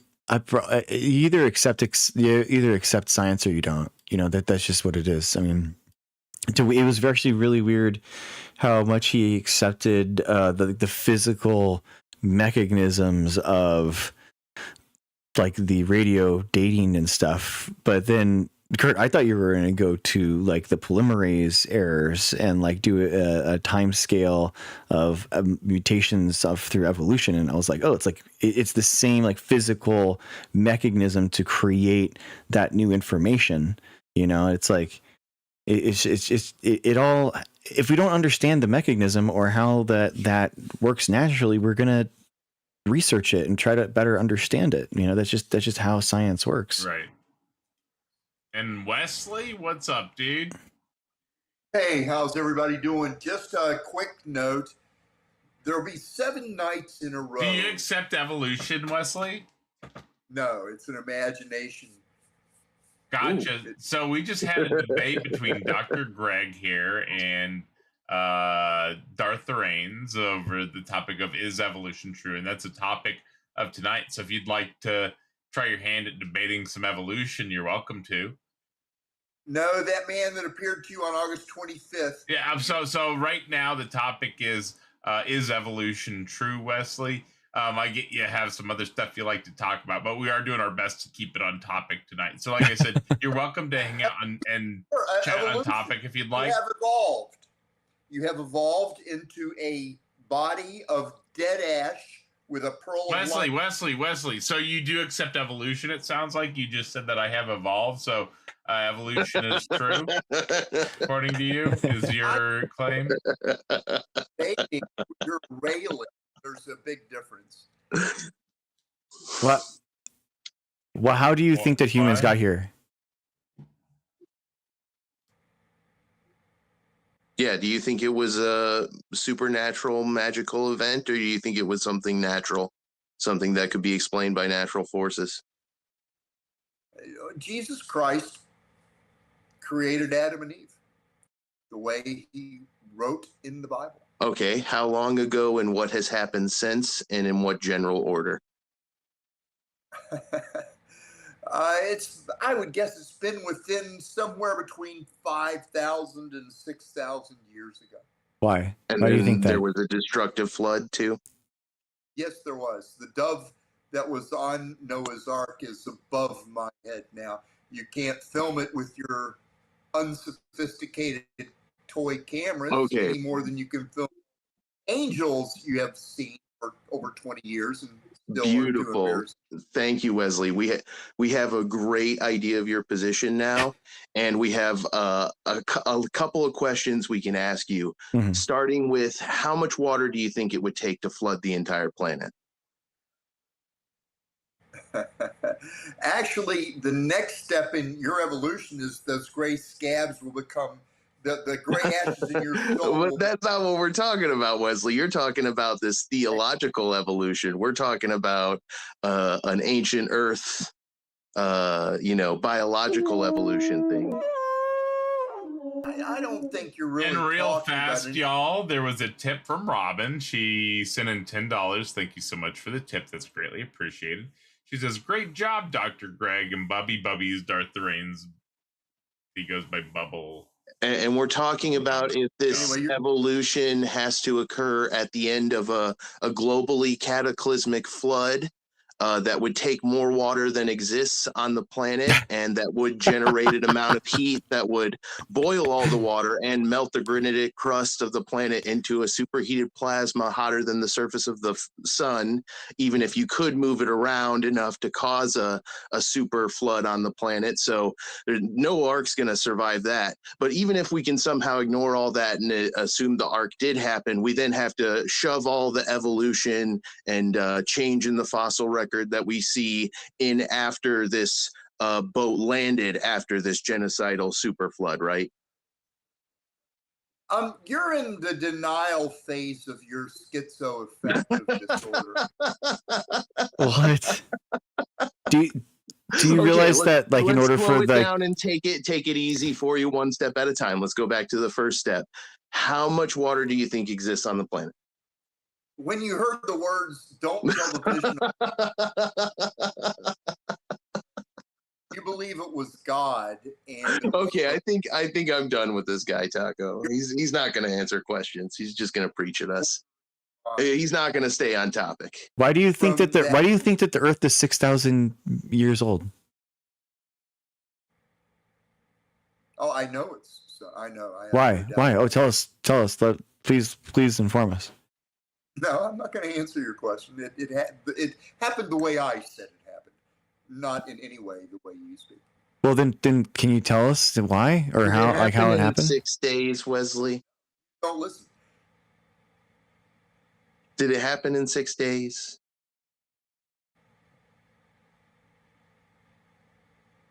Yeah, I think that's a yes.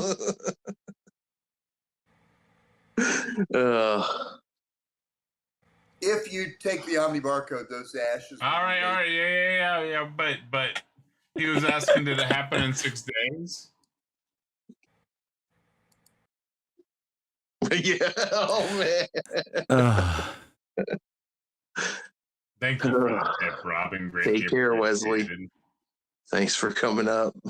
Oh, and we're at 10 out of 20 on the tip goal, people. So if you're loving this show, please consider helping hit that goal. We're getting there, people. We're almost there. About halfway there. Definitely way over time, though, right? Definitely way over time. Not a big deal, though. Just figuring out the new way we have it set up, you know? Taco, Ko-Fi worked like crap for me. I don't know if it's working that way for other people. Some people, I don't know what's going on there. I think the Streamlabs is the best system. Streamlabs works? Streamlabs is the best for me. Yeah, to clarify the point I was making, that the flood requires more water than there exists on the planet, and even if enough water existed on the planet, moving it would cause so much heat from all the friction that it would boil all the ocean. It's called the heat problem, and even the young Earth creationist science organization, they pretend to be sciencey. They're not really science organizations. Mostly they're right-wing propaganda organizations. I've made this point several times tonight, I think. They had a bunch of scientists, their scientists figure this out in the 90s at something called the RATE conference, where they tried to make the most scientific version of creationism they could, and immediately ran into this rate problem and admitted that they spent like 2, 3, 5 something years, I think, doing a bunch of math and science and admitting to themselves they had the problem. 1, and 2, that they couldn't solve it without miracles, convoluted potential future super physics, or a deceiver god. So they just decided it was a miracle and called it solved. But also it's still not really solved, and they're still working on it and admitting they have the problem. It's funny. Yeah, it's it's so unfathomable to me. Like I don't know, man. It's just there's no way that people like genuinely feel like that happened. You know, I really like. I don't think. Know. Yeah, it is kind of mind blowing. Yeah, there's no way. Yeah, there's no way, and especially with like flat Earth stuff too. Like it's so like the crazy level of conspiracy that these people have, and it's like I don't even know. Like, is it even religion at this point, or is it just conspiracy-minded thinking, or is it that religion like and usurps that pyramid of power, that authoritarian figure structure that religion places in people's brains, that then the conspiracy can come in and then take advantage of it. And it's like the conspiracy is like, I can be your truth daddy, you know, in the same way that like religion tells you I am your God daddy, you know? Mm-hmm. Well, I mean, bullshit is a lucrative product. Yeah. You can sell people just the idea that they are smarter than the entire scientific community without having to study a subject at all. And they'll pay you, they'll give you money. Well, what we've learned about the modern era is that what you want to do is make a claim that only stupid people would believe. And then you know they're stupid. Yeah. And so you can sell them anything. It's a directed evolution experiment. The Nigerian prince principle. No, this is a real thing. There's some psych studies to back this up, Dr. Greg. Do you remember the Nigerian prince email? You might be old enough to remember that. Yeah, for sure. Right, you get an email. It claims it's from a Nigerian prince who's something's happened to his family and all his money's in hock, and if you just send him all your life savings, he'll pay you back when he gets his. It's millions of dollars.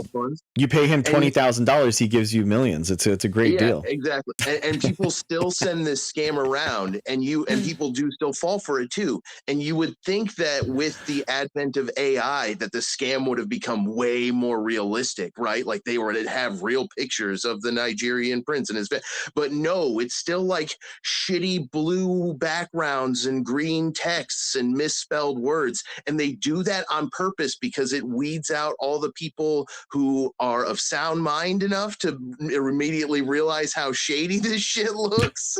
and the people who aren't in a situation where they're desperate enough to overlook how shady it is. It's like they're actively selecting the most gullible people. They're taking advantage of selection bias, voluntary selection bias, in the most devious way possible. Yeah, the thing is that the people that are hurt by this are the Christians in the churches who are victims of affinity fraud at rates that are much, much higher than the exactly. population. Yeah, exactly. And they're much more likely to be harmed by like these dangerous supplement companies. There was a guy who was selling like some kind of like toxic boron based thing for people to treat their own COVID with back in the day that was killing people. Yeah. And like, it's just, it's really bad. Like the problem isn't Joe Rogan. The problem is that Joe Rogan is popular. And the people take him seriously to take advice from him. Died of measles. They either are themselves Christian right-wingers or they live in an area populated with Christian right-wingers who have perpetuated the anti-vax shit so far and wide. Like freaking RFK's the head of the health. We're just living in a nightmare. It's so messed up to me. Yeah, it's a joke. I got serious Weltschmerz about this whole thing. I mean, I think that the rise in conspiracy-minded thinking is directly correlated with the rise in algorithmic like media that's been like enhanced by AI in the last 5 years. Like, 10 years ago we had, the Facebook feeds that were, maliciously trying to keep you on the website, but now they're AI assisted, basically mining your brain for what are your Achilles heels, and you ask one question about something, and then now you're driven down this conspiracy hole where it's like, oh wow, the same guys that you think own the world in this way, oh man, don't you think that they're also like owning the world in this other way? And it's like, it was so weird. I was talking to one guy, and this was back before I did content creation. I was like embedded myself into the largest like anti-vax community that I could find on Reddit, just trying to like answer questions. I was just trying to like help people, and this one guy was like, yeah, I think that all the scientists and all the labs, they're all created, like they're all connected and all that kind of stuff. And, this is all made up. And I'm like, bro, there's 5 people in my lab, including myself. Like, and then the 3 people are from other countries, and then one is like an undergrad. Who is this nefarious agent inside of my lab that is like working for this global cabal? You know what I mean? Like who is it? There's not that many people in a science lab. And he was like, he finally admitted, he was like, yeah, I think that maybe this thing exists, but maybe you're one of the good ones. And I'm like, well, at least in his brain, now, like not all scientists were like in on this cabal, Dr. Greg, I feel almost silly asking this of a doctor, but have you ever heard of meningococcal disease? Are you familiar? No, I'm not a physician. I'm a scientist. So yeah, I'm familiar with it, and I remember when I was a kid, my classmates used to get it and die. Wow, it hasn't happened since the 80s because of the. Oh yeah. There is a vaccine for it. And they don't recommend kids get it, I think, until they're like 7 or 8 typically. But it has to be given to all military recruits who are going to go into the barracks. And they'll recommend it for kids that are like in bad conditions. Like if the family's not hygienic, they might vaccinate them for it early. My friend is a pediatric surgeon who one of his patients, the parents were anti-vaxxers and didn't anti-vax their kid, even though they were in such filthy conditions. Where it was recommended. Jeez. And as a result, you mean they didn't vaccinate their kid? Correct. Yeah, I thought that's what I said. I thought that's what I said. They didn't vaccinate their kid because they bought into anti-vax propaganda, even though they were very unhygienic, and the kid ended up getting meningococcal disease. And meningococcal disease is a very aggressive bacterial infection, and one of the most common side effects of it is you sometimes have to have one or more limbs amputated. Most will have to have just one limb amputated. Some kids will have 2 or 3, and some will win that entire terrible lottery. And his patient happened to be one of them, who lost all 4 of their limbs because their parents bought into anti-vax info. And people think when they don't, did he go blind or deaf though? Because a lot of times they go blind or deaf. No, the child survived, but had to have all 4 limbs amputated. Jeez. People they kept their sight and hearing. Yeah. People think when they don't vax that they're not making a risk, but they're actually taking an even bigger risk. Yeah. And that's one of the things that they don't hear about as much in their echo chambers, is cases like that where a kid's not going to have limbs because he didn't get vaccinated. They hear horror stories about post hoc ergo propter hoc type things about kids who did get vaccinated and then died 2 weeks later, and nobody knows the reason why, but they blame it on the vaccine. Exactly. Yeah, I mean, there's after he had this. So in this debate today, it's been determined that evolution is true right for the AI chatbot. So as you're going through there, it seems like did it. The evolution conspiracy theorist has been defeated, and evolution is true. Word. And then in addition to that, we're also recommending everybody follows all vaccine programs recommended by their physicians. Motherfucking yeah. So let's if you have a physician recommending a vaccine, take that shit. Your doctor told you to do it.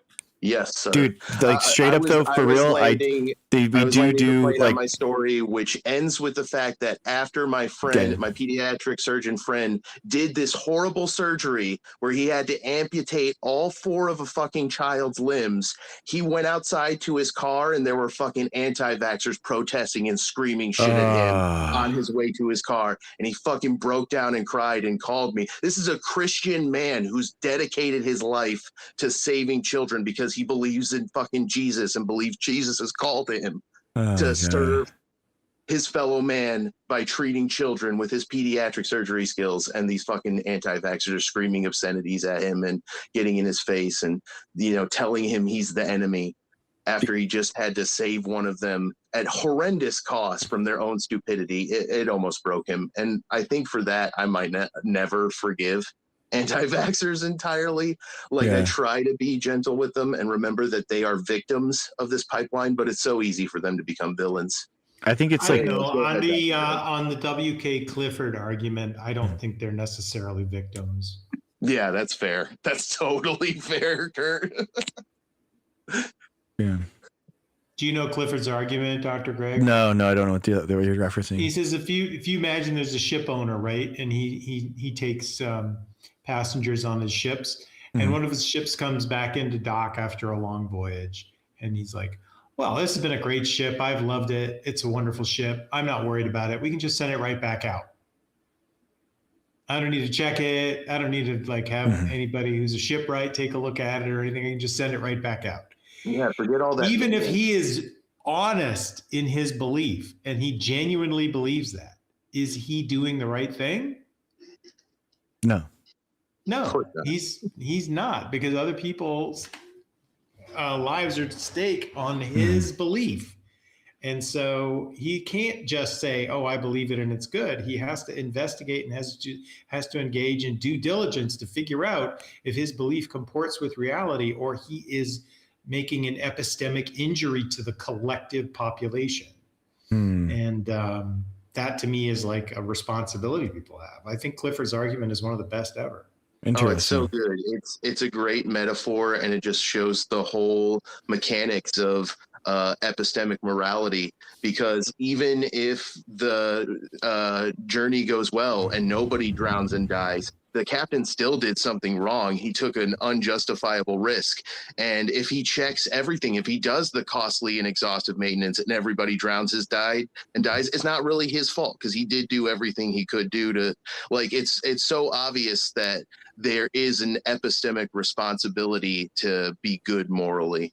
Yeah. I mean, I think I think that we should charge people that are not vaccinating their kids. Like, I mean, they should have like criminal neglect.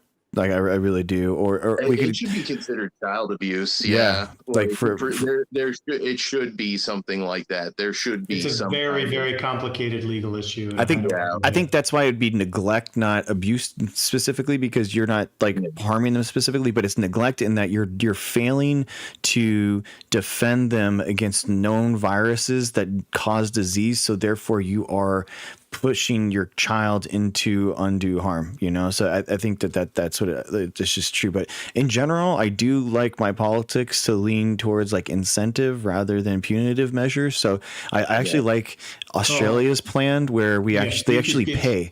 They pay people to be vaccinated, so that you basically get your anti-vax in America by just saying every kid who's fully vaccinated at age 13, you get $2,500. Yeah, you get rid of it. No, just every year. Gone. Every year you don't get the child tax credit unless your kid's fully vaccinated. Oh, that's another good one. You know, like that. Yeah. That's $8,000 a year per child.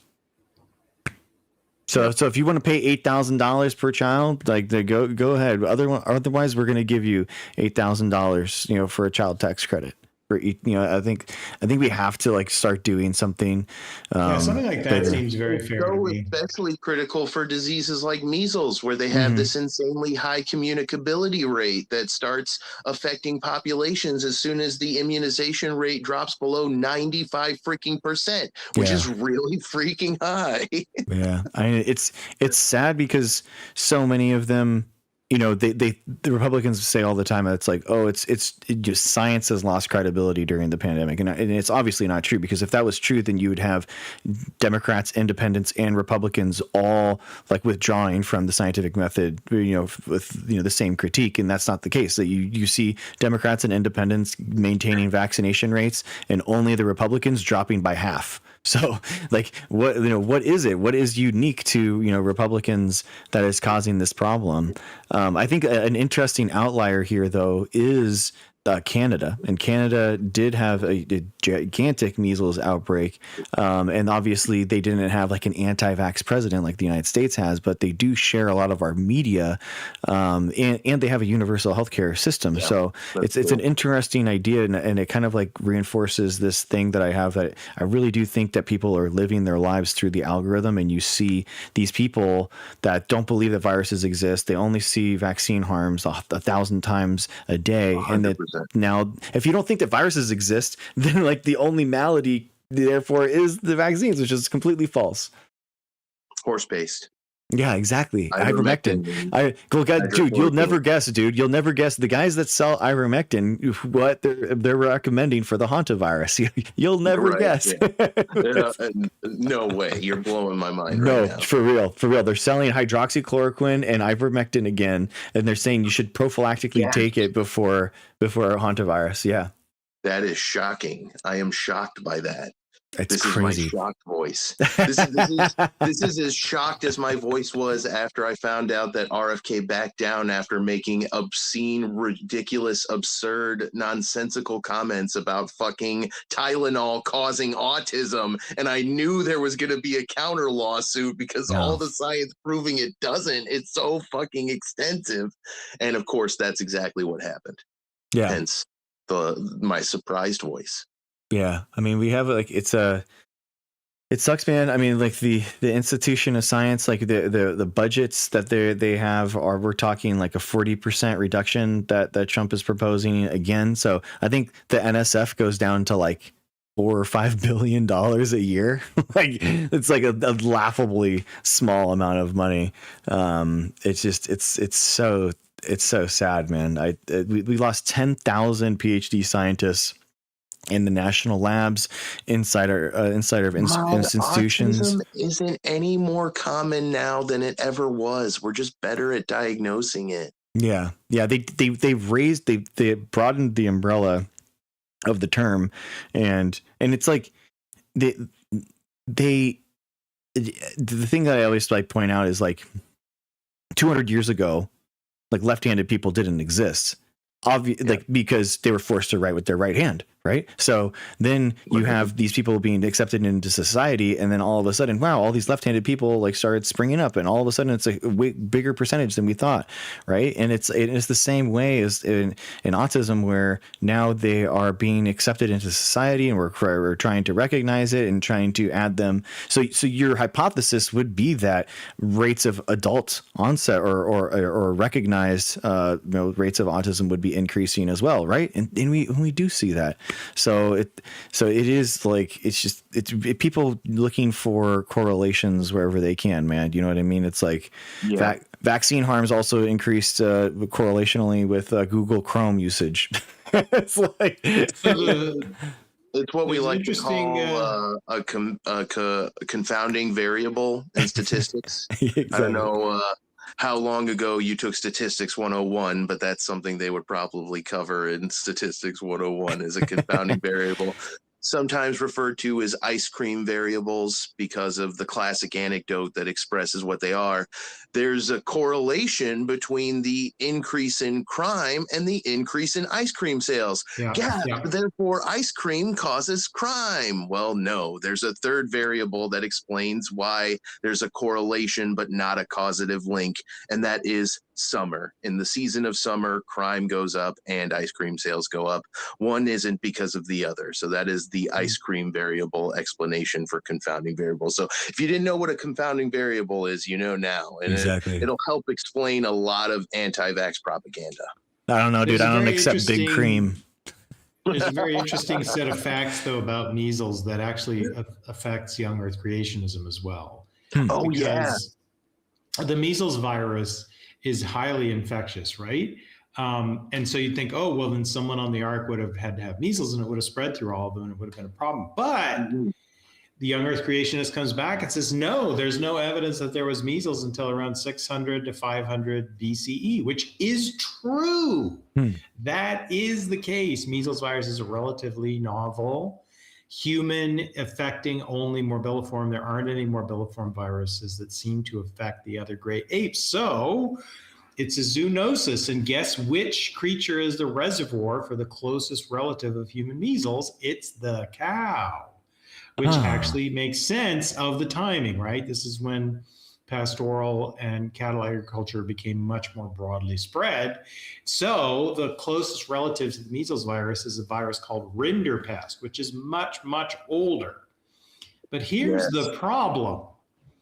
Rinderpest would have existed around the time of Noah's Ark, and rinderpest has a 90% case fatality rate. So if some creature got off Noah's Ark and having been exposed to rinderpest, it would have just died. There would never have been a vehicle left because there's only like 6 of the organisms on the ark. And if they get rinderpest, they're just all going to die. So there should never have been any rinderpest on Earth for humans to get it in 600 BCE if there was Noah's Ark. So funny, dude. I love just like the caricature, the idea of like all of these, you're just like, you're pushed into this cramped spot, and then all of a sudden God comes up and just starts slapping you with viruses and pathogens, and you're like, another one, like, oh man, you're like, yep, we got to get worms in there, worms, we got to do worms, we got to do viruses. You're like, oh man, come on, dude. Already standing there with all the biodiversity on the planet, waiting for an edible ecosystem to develop out of the post freaking cataclysmic global flood environment. And then you got to get hit by all the diseases and stuff too. But another little fun fact, guess what is one of the diseases that has been basically utterly annihilated by vaccination? You guessed it, it's rinderpest. So there you go. Just another way vaccines have cured multiple diseases, and so far Jeebus has cured 0. So yeah, I know, man. And it's so ridiculous because the entire field of microbiology could have been in the Bible. That DNA could have been in there. Like so much information could have been like God is specifically an author. right? He's not like a YouTube creator. He's not like, and he knew all this stuff was going to exist, right? So like they thought that this is the best mode of like my message, and didn't leave anything applicable at all in there that makes or helps anyone, and it's so frustrating, man. I really, not only that, Dr. Greg, he made a bunch of other competing ones with the exact same level of evidence. Absolutely fucking none. Cool Khan making people out of corn, Bumba vomiting people up, Atum Ra fishing people up from the deep, all the other creation myths that use the earth diver motif and the mound of creation motif, and all these fucking religious motifs that are all across religions, demonstrating that all religions evolved from a common ancestor, if you will. Dude, it was so funny. I got something in my throat there. Excuse me. My second oldest goes to my third oldest. We're at the baseball game like a couple weeks ago. And he basically, we right by all of the parents, and they're going down the stairs, and my second oldest like screams to my third oldest like, "No, sister, God isn't real." I was like, wait, what? I go over to my second oldest and I was like, what are you talking about? How did you get that? And they were like, well, our older brother told us that. And I was like, oh my gosh, that's so funny, man. We've been trying to talk about like religion because they come to us with questions. They'll come up to me like, hey, like, who is God? And like one of my kids would be like asking his friends, like, who made the earth? Like, how did this happen? And the friends would be like, oh, God did it. And like my son's like, what's God? What are you talking about? And they all like, what? You don't know who God is? Like blah blah blah. It's so funny, man. Like coming back and like asking. In my house, we have an encyclopedia of fairy tale myth creatures, and it includes most of the deities on the planet. And we've been reading from that together since we were little. And I've never had to sway them towards atheism at all. They figured out on their own that Yahweh is just another one of that's on the same level as Santa and the troll and all these other entries in this book of myths that we've got. Yeah, we do the same thing. Like my oldest is reading Percy Jackson, and basically it's a story of this kid that's like fighting, the Greek gods and stuff like that, So it's like a great thing being like, dude, we call them myths now, but back in the day, they were religions. People thought that these were real people. They thought Mount Olympus was a physical place in the world that existed, and so it's really not all of them. Not all of them, but there are lots of dead religions out there of people who did sincerely believe in their gods. Like, I think the Zoroastrians definitely did, right? They really sincerely believed in Zoroaster. There have been liberal believers and conservative believers in almost all religions through most of human history. Yeah, I guess I was saying like just for ancient Greeks, like the Mount Olympus stuff specifically, not like but yeah. I mean, you can read ancient Egyptian texts from before the Greeks could find their own asses. And there are liberal believers who are like, well, we have the gods and we do this thing, but it's like, I don't think it's real. It's just a way to get people an idea about life. And there was other people like, no, it's dead. It's real. It's completely obviously real. How can you question it? And they're arguing this in Egyptian long before, any of this is going on. I think there's always been people who hear a story like that and go, really though? Yeah. And there have always been people who are like, yes, it's so true. I mean, there's even records of them referencing common tropes in the era, right, Kurt, if I recall correctly? Yeah. So, I saw a computer science simulation like that was showing that basically religiosity in a population is going to obviously favor and for sharing resources, protection, creating that like group guardian dynamic, so I think that it's pretty obvious that you can show through evolution that religion is an evolved kind of like byproduct of our frontal lobe. 100%. Yeah, well, in a social species. So my argument is that like the fear of ostracism and being different than the rest of the group is a massive fear for very good biological reasons, right? Mm-hmm. So an elephant that gets kicked out of its troop, or an orca that's ejected from the pod, they have like 50% annual mortality because it's so bad for them to not be part of a social group. And so you imagine that, like humans, when we were, pre-agricultural and pre-civilizational, you'd say whatever it took to stay in the group, because exile would be a death there's sentence. no survival outside the group. And so that's going to it's going to favor people who aren't willing to say, fuck all y'all, I'm doing my own thing. Yeah. And we're the descendants of those people, only 4,000, 5,000 years removed from it.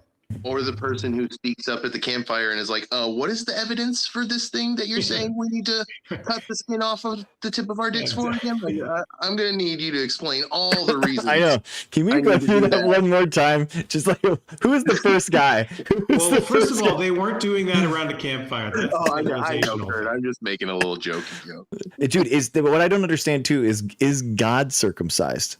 Do you know what I mean? Like, is he making? No, he can't be. We're made in his image. But it's right? No, but this is the thing. I think that the human body got shipped early, and he's doing some post edits. You know what I mean? He's like post production. He's eternal and unchanging. He could never remove except for this. Foreskin. He messed up one part. He just needs to do some post production edits, and like you guys gotta fix one thing. He took a step back and admired his work and realized he'd left the male dangly bits just a tad too long. And so you got to painfully correct that to prove that you love him. Yeah, exactly. Very interesting that the Gospels mention everything about the nativity except the bris.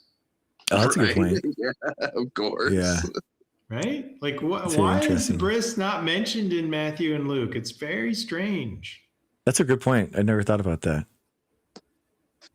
Huh. Yeah, that is weird.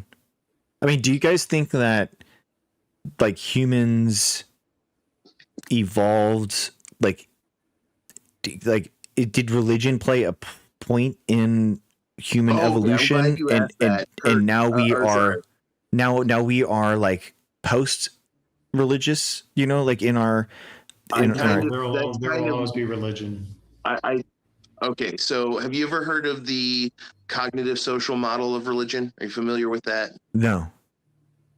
All right, so the cognitive social model of religion is based on a bunch of archaeological evidence and other human migratory evidence. And it basically, there's a lot, it's debated, there's different interpretations of it. This is just my interpretation. My interpretation is that all the religions evolved from like a chain of animism, totemism, shamanism, polytheistic paganism, and then the final form, the current form rather, monotheistic deism and theism. And you can trace this through like some fossil evidence, some ancient remains in caves, totems of animals. And I think basically their idea was they created animism to explain the soul, to explain death, to kind of like answer some burning questions they had about death. They didn't have better answers available to them. Like they saw their spouse or brother die and wondered where the animate part of them went. And looked up to the sky and saw the sparkling stars and thought, oh, those are our ancestors, and maybe it went up there. Or I've heard that maybe they burned the remains and they saw the smoke rising up. There's lots of reasons they could build an association to this other realm where they think this spirit soul thing goes, and that's how it evolves into totemism, because then they start thinking they can build a bridge to this other realm with art and architecture. That's the totem. And then shamanism, you get an actual shaman who controls the connection to the other realm. And then they start inventing entities that collect the souls in the other realm or ferry them across. And that's basically how religion evolved. And so through this prescriptive view of God and the soul, they're fictional concepts that were generated by humans in prehistory.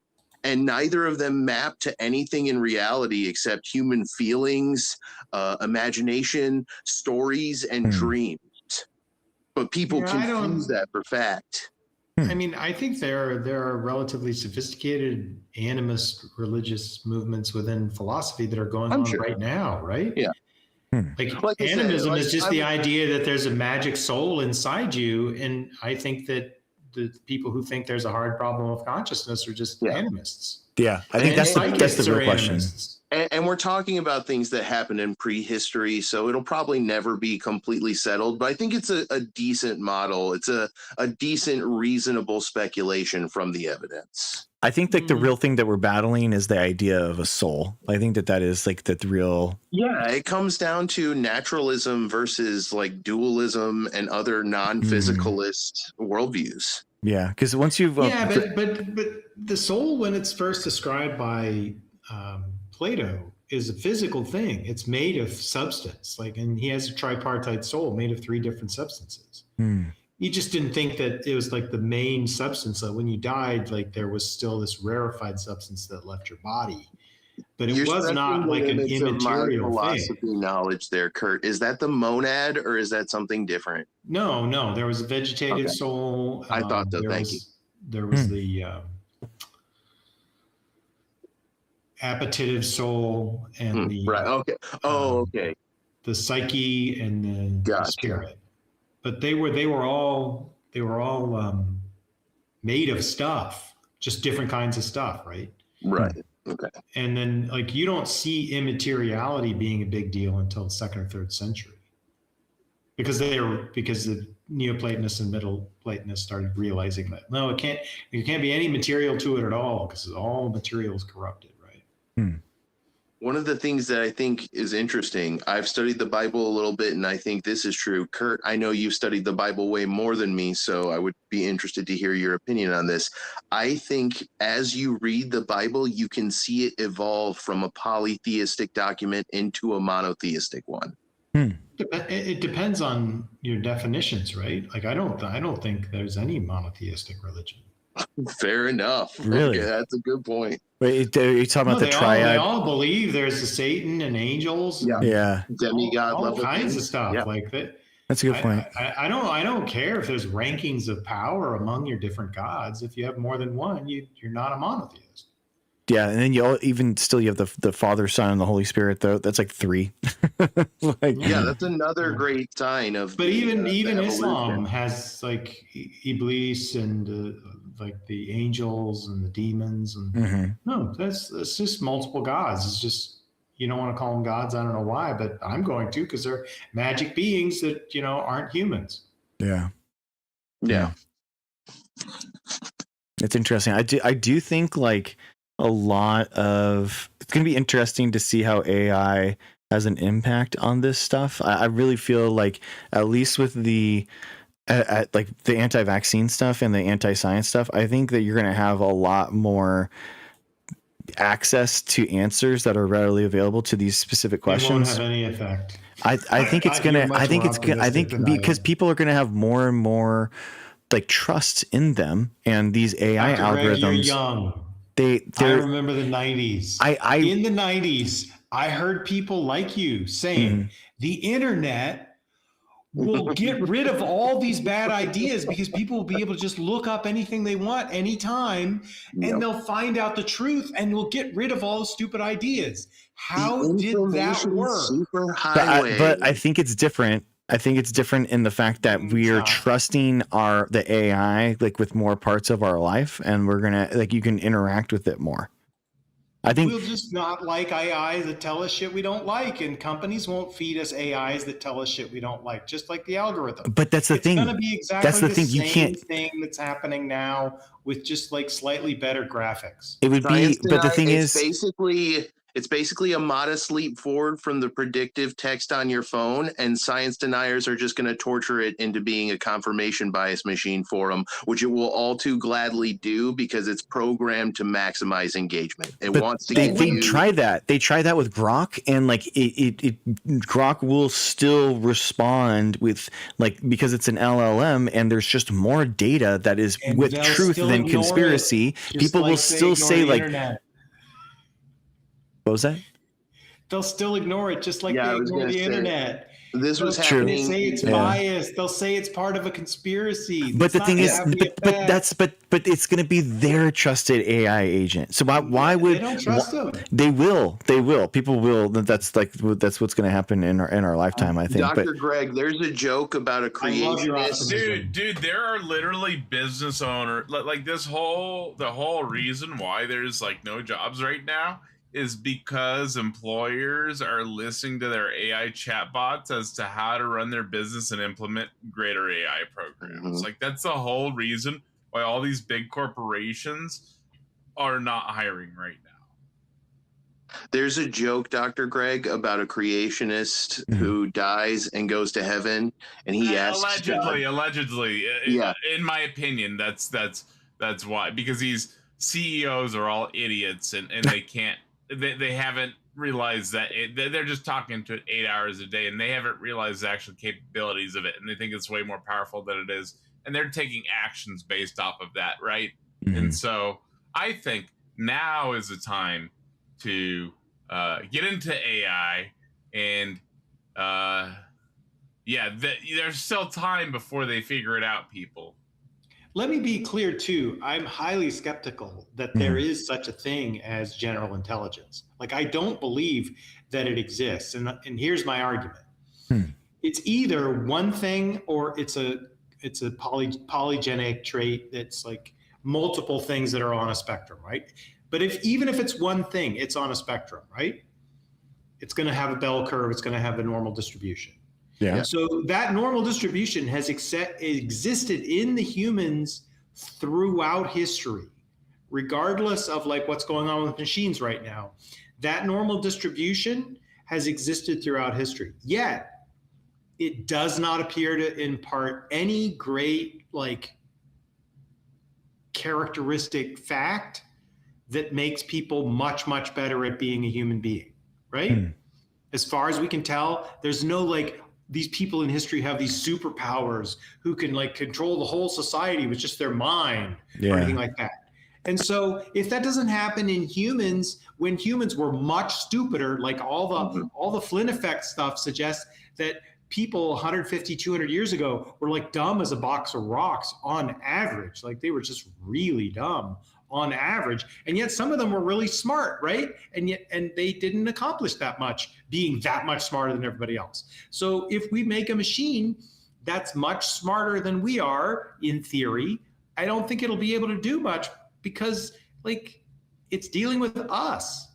And we're just like, there's no magic power that can say, people will go, oh, he's really smart, even when someone is. I think it has to as a function to do other things they don't like, and they'll believe them or not believe them based on their affinity fixations, not based on the facts. The effect we see of AIs of like science deniers torturing them into being confirmation bias machines that they then use to spread science denial. We saw stuff like that before AIs. There was already feedback bubbles where if an evolution denier goes on their Google and they search up evolution debunked, it's going to put up Answers in Genesis and Creation Ministries International and Discovery Institute and all these evolution denial propaganda mills, because that's the kind of shit they've clicked on. That's the kind of portfolio their search engine has built of them, based on the shit they've engaged with previously. So people were already choosing their facts before AIs, and with AI they can just do it more efficiently, and AI's better at doing it. It does it with better grammar. It does it with better wording and flow of ideas, because it does some actual outlining and planning before it generates those outputs.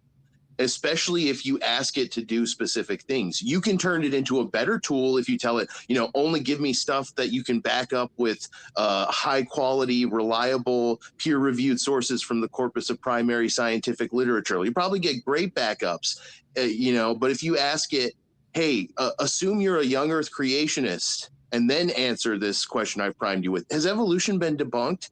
It's going to give you the typical, it's going to pull on AIG, CMI, and just give you the typical creationist spiel, but it's going to polish it way better than the typical ignorant, science-phobic, science-denying fuckwit can. And there was a tip from Best in Show. Thank you very much. They're greatly appreciated. He says, support Mega Blood. Actually, now that I think about it, I think that's the thing on my PayPal. Anyways, he did submit a tip. I think that's just my PayPal thing, actually. But anyways, Best in Show, thank you very much for the tip. Greatly appreciated, sir. Thank you for the support.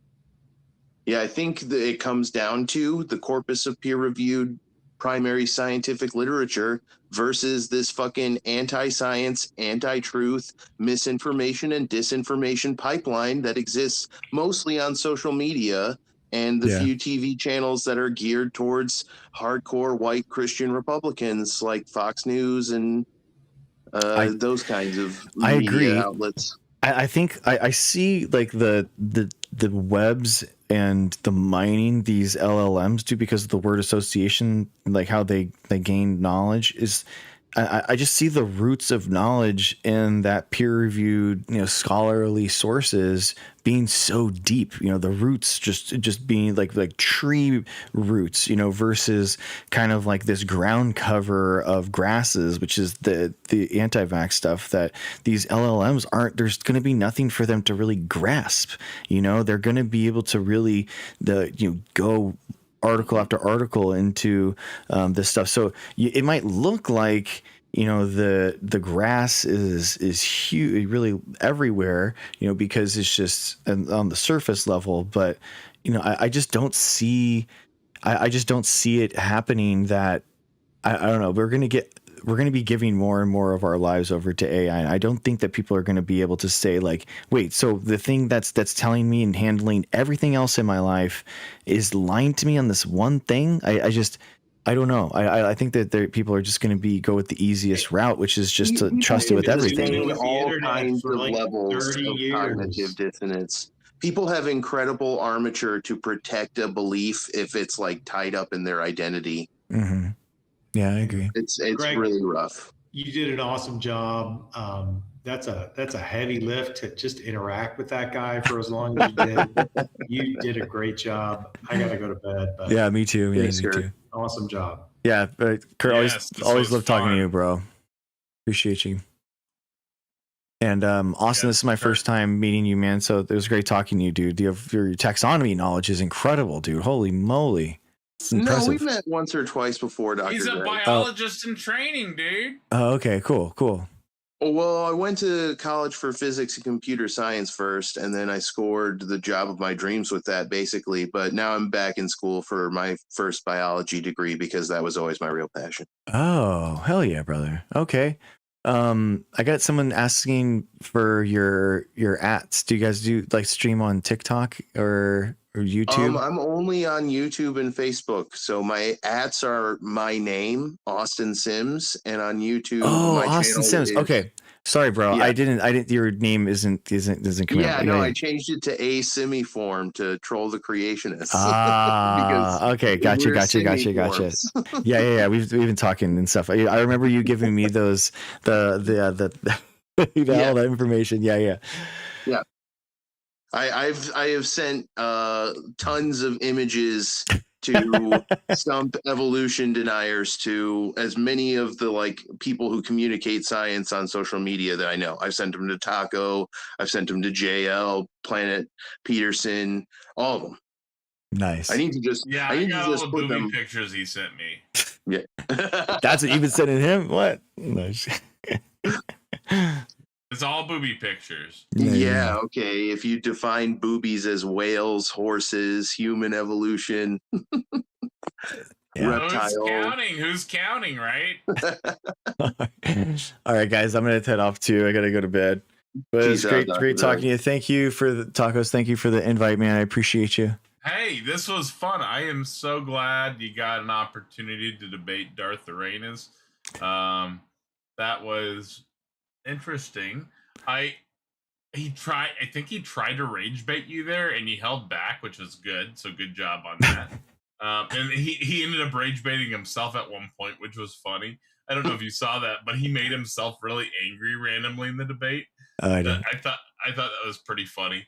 I enjoyed that very much. So man, I think that someone like that is like a victim of misinformation, not like a perpetrator and creator of disinformation. So if we're talking like evolution and stuff, I feel like someone like that is still worthy of trying to explain things in good faith, but yeah, I actually went on another debate platform, and they had this person that had a PhD in genetics from 1995, and now she's selling water memory and all this nonsense. And I'm just like, and I just I went in on her so bad. Unfortunately, I didn't have it recorded, but yeah, that is one of the stupidest pseudosciences ever sold. It's so stupid, dude. Like, take 2 glasses of water, boil and condense one of them, and put them in the same glass.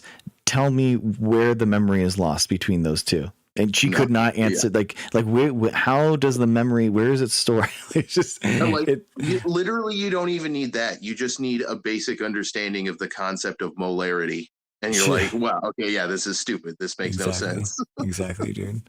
Oh, it's so fun. But yeah, I think like, I'm known. Speaking of algorithms, my freaking stuff gets pushed into the anti-vax Facebook stuff like crazy. I've gotten like 300,000 views in the last month over there for anti-vax stuff. So I'm trying to hunt down a couple of these guys to like actually like debate me, but none of them ever want to. And they all have like these, they have these stupid podcasts where they talk about terrain theory and all that nonsense, but yet they never want to talk to me. But if I ever collaborate more, man, because one of my areas of specialty is biostatistics, and so I have a shitload of evidence. I've put together a ton of graphs. I have the same visual aid bomb for anti-vaxxers that I have for evolution deniers. I think our goal, and when I've embedded myself in the anti-vax communities and stuff, and I see the comments that they leave, they deal in infographics. So even though in the world of video and short clips and anything that you could sell nowadays, the best thing that they know how to like display information is infographics. So I feel like we have to do that. We have to figure out how we can absolutely create infographics that like single mechanism. In all your evolution debates from now on, do like a pie graph. Well, it's like there is we have to be able to explain it. 25% of evolution deniers, 45% of evolution deniers, right? And then 5% PP drinkers. I know, dude. Gotta include them. Those are the craziest people. But it's so crazy. But yeah, I really want to figure out ways of like elucidating like big concepts as simply as possible, and then kind of just like spread them on the internet as much as we can, and try to encourage people to use them, because I feel like that would be such a huge thing for our side. I feel almost silly asking you this because you're a scientist who debunks anti-vax on the internet, but I assume you've heard of the modeling 150 years of epi study, or not 150 years, 50 years, modeling 50 years of epi study. You're familiar with that one? Of epi study? Yeah. No, what do you mean? The extended program of inoculation. Rollins says Dr. Luc Montagnier, 2014 Nobel laureate. The guy is a freaking charlatan. He's a moron. Come on up, Pi 31. I'll stay on. Roland never comes up. Yeah. No, it's a recent study that was released that modeled the effects of epi over the last 50 years, the extended program of inoculation, which includes 14 immunizations. And there's a big, beautiful graph. You got to look that study up, dude. Okay. It is a silver bullet to anti-vaxxers, because it shows the more vaccines people got, the longer their mean age of death was. So like if you got all 14 of the immunizations, that population lived almost 70 years longer than the inverse population, the population that had 0 of the epi vaccines. So it's, oh man. Oh, and Dr. Greg, were you cool enough to be exposed to D&D 3.5 in the late 2000s, or were you not cool enough for that? I played EverQuest. I was not in D&D, unfortunately. Oh, gotcha. I'm trying to get. I think I have like 2 spots left for like a 6-man group that we're putting together. So if you ever want to get into D&D here in the next week, hit me up because I probably have 2 spots for that. What's the commitment? How often are you guys meeting? I don't know, but it'll probably be like 4-hour sessions. Okay. It matters if it's like once a month or once a week. Yeah. I don't know yet. We have to do session 0. I don't know. All right. I'm curious. It's like just talking about it right now, not really making it happen. Okay. Nobody's saying anything, and I probably need to find 2 more slots because people usually die in D&D games at some point. Oh, exciting. That's a good point. Okay, I'm interested. I'm curious. D&D curious. If you're heading off, take that point away with you and take away the epi study. Okay. Check that out, man. Yeah, I will. It is seriously some impressive data. Some I'll really check that out. extreme data. Yeah, that's interesting. I mean, because there's the childhood mortality graph that just like plummets at like 15. Like so, yeah.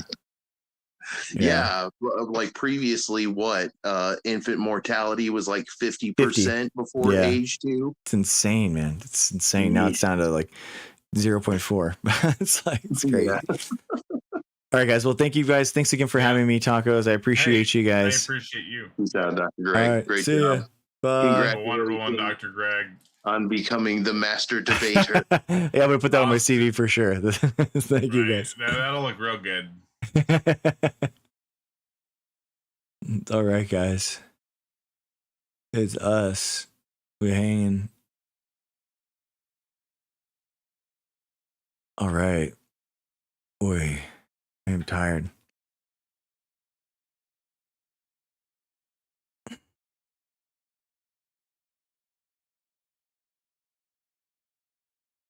Yeah, he was nice. He reached out to me after the Hovind debate.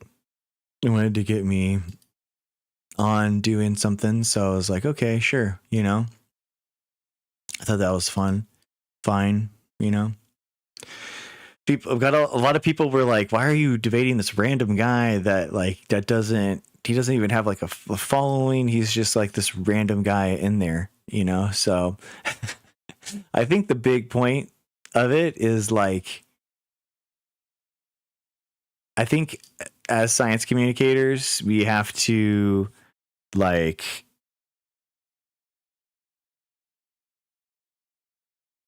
I think you have to be available and open to people that are the victims of misinformation as much as you can, and like in good faith try to answer like some of these guys' questions and try to engage with them. Have I read I've read like the allegories of them, and I've never read the full thing all the way through, but I mean the book of Matthew is incredible, dude. All the Jesus Christ stuff where he's like the Sermon on the Mount, flipping the table, like not getting mad that people were charging tax at the church. It's easier for a camel to get through the eye of a needle than a rich man to get into heaven. I think it's pretty cool, actually. So I think that those stories are cool, but I don't think that he's the son of the God,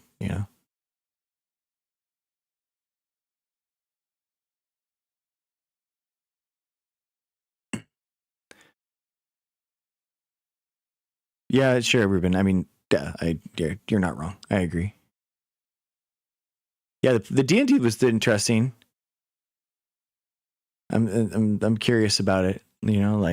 I've always wanted to play D&D because I've played like role playing games a lot. So I am very curious about that. But I couldn't. That's a really long session. I would have to do like once a month. Like that would be, you know what I mean? That's like so long. Could do once a week. That's like way too much.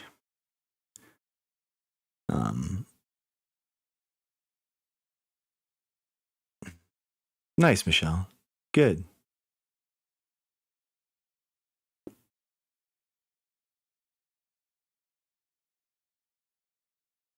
Oh, guys, I am tired though. I'm gonna take off. We have the rest the second half of the governor's debate thing. And I feel like we're just going to have to do it another night. I was hoping to do it tonight, but we went like 4.5 hours just now doing that. So it's a little tired. And yeah. I wasn't looking to go into there to like dunk on him and stuff. I feel like, you know, like,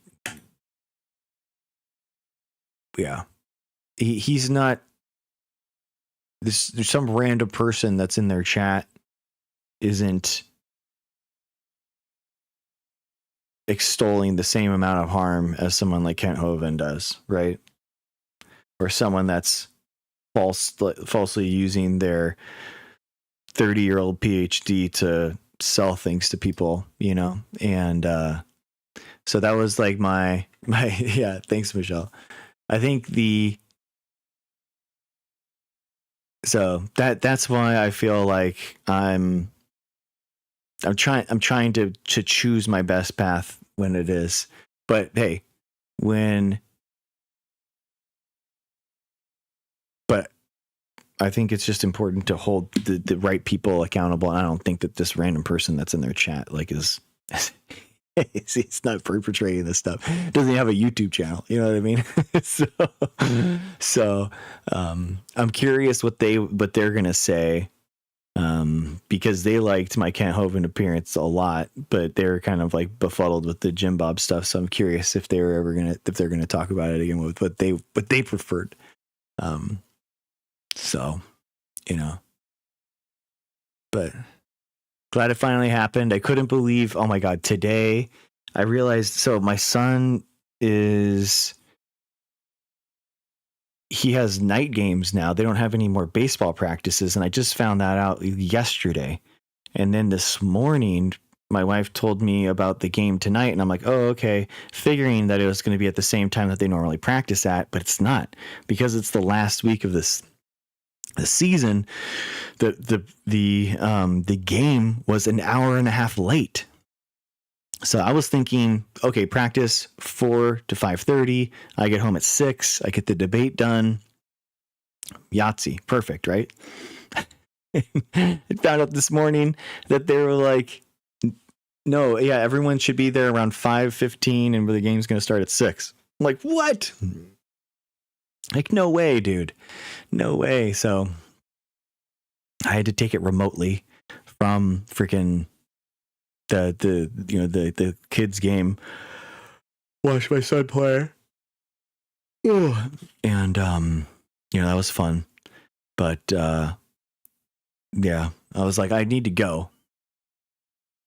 Yeah, exactly, Michelle. I need more of my that's actually exactly right. I need to loop in my AI personal assistant with my text messages and my emails and my calendar, so that everything is on the up and up. You know what I mean?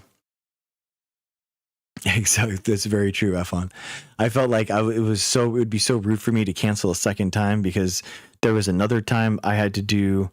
We were leaving for the Mother's Day thing on Friday, right? It was like, we were out of town. So I was like, I can't do it. I didn't realize. And so it was hard to schedule him because he wanted to do Central time. And so I'm like, oh, gotta do earlier than my streaming time. So it's tough. It was weird, but I hope it's and I love listening to those guys, the different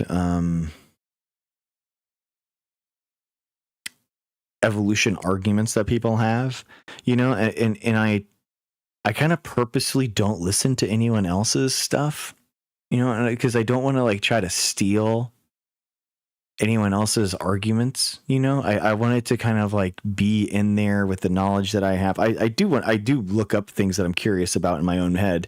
I'm trying to think about like what arguments I would say or whatever, and I do my own research, but I'm not like trying to adopt anyone else's play style, I guess, if you could say, you know.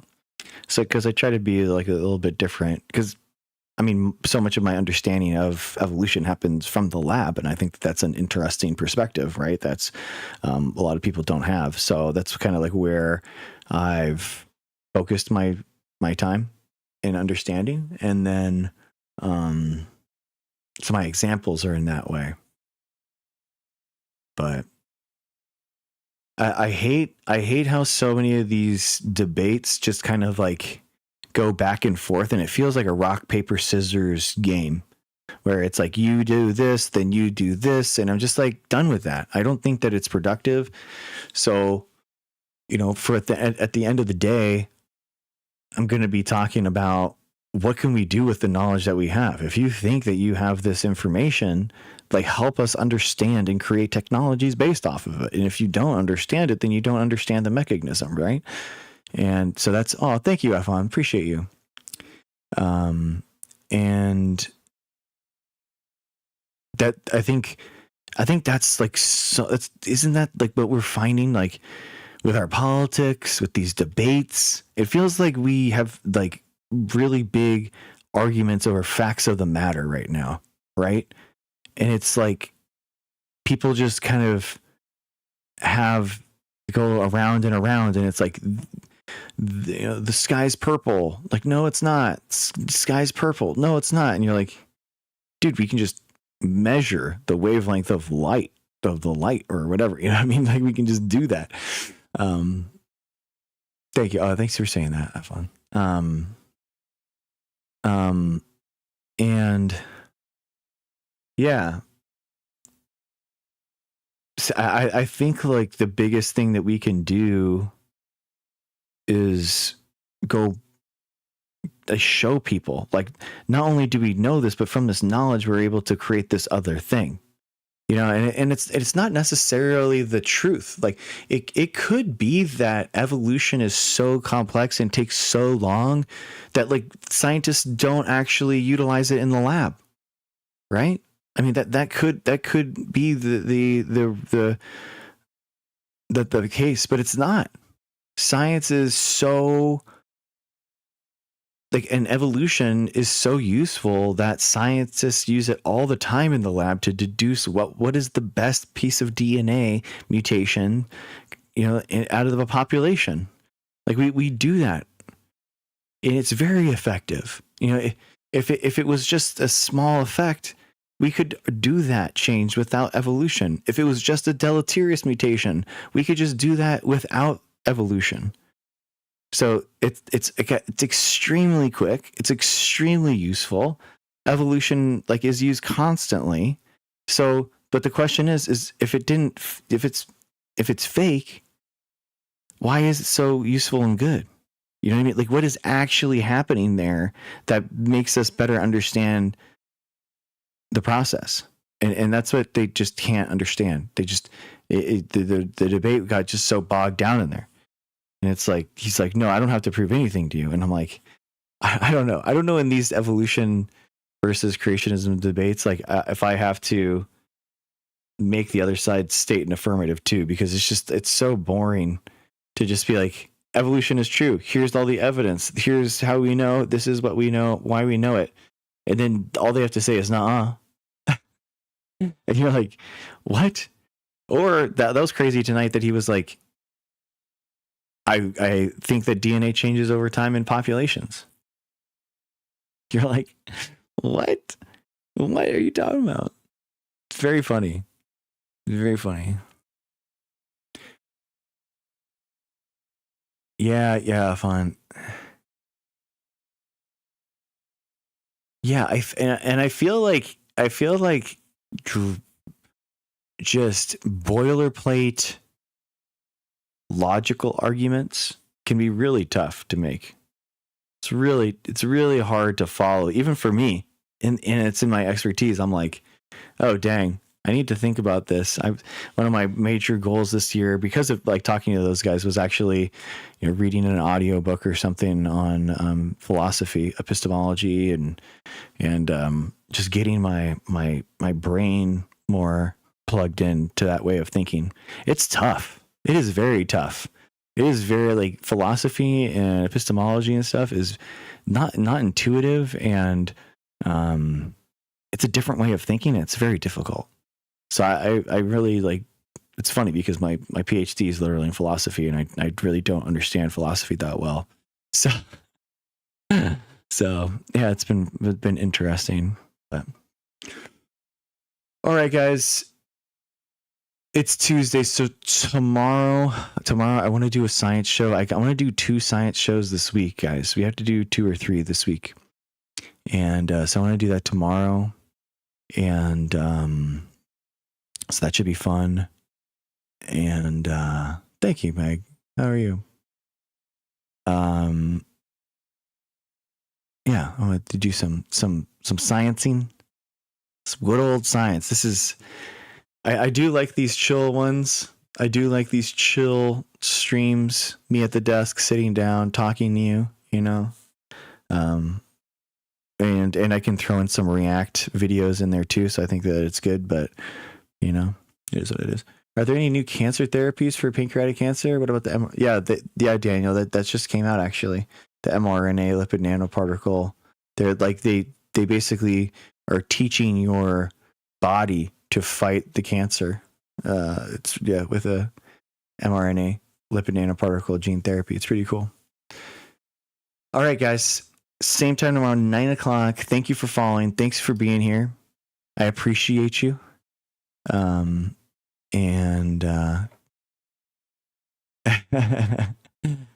Oh, thank you, F1. That's very nice of you. What's up, Mirtha? Thank you, guys. 9:00. Hey, Bobby, how are you?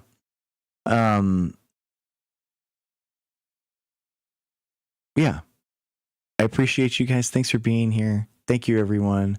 Thank you, Michelle, Helen, Mego, Daniel, Ghostbusters. Thank you guys so much. I really appreciate you. Really, really, really appreciate you guys. So, or I might be doing a morning stream. I might try like afternoon streaming for a little bit. I got to figure it out. I got to figure out what I'm going to do, how I can consistently get it. Cause I have been thinking about like streaming a little bit more to be honest with you, more money. And I think like during the day, you just get better like coverage of people. So I might do a second stream in the morning. We'll see. Anyway, guys, thank you so much. Appreciate you. I'll ping the Discord. If I do a morning stream, I'll ping the Discord. So make sure you're in there if you're not already. So, all right, guys, appreciate you. Love you. Have a good night. Bye.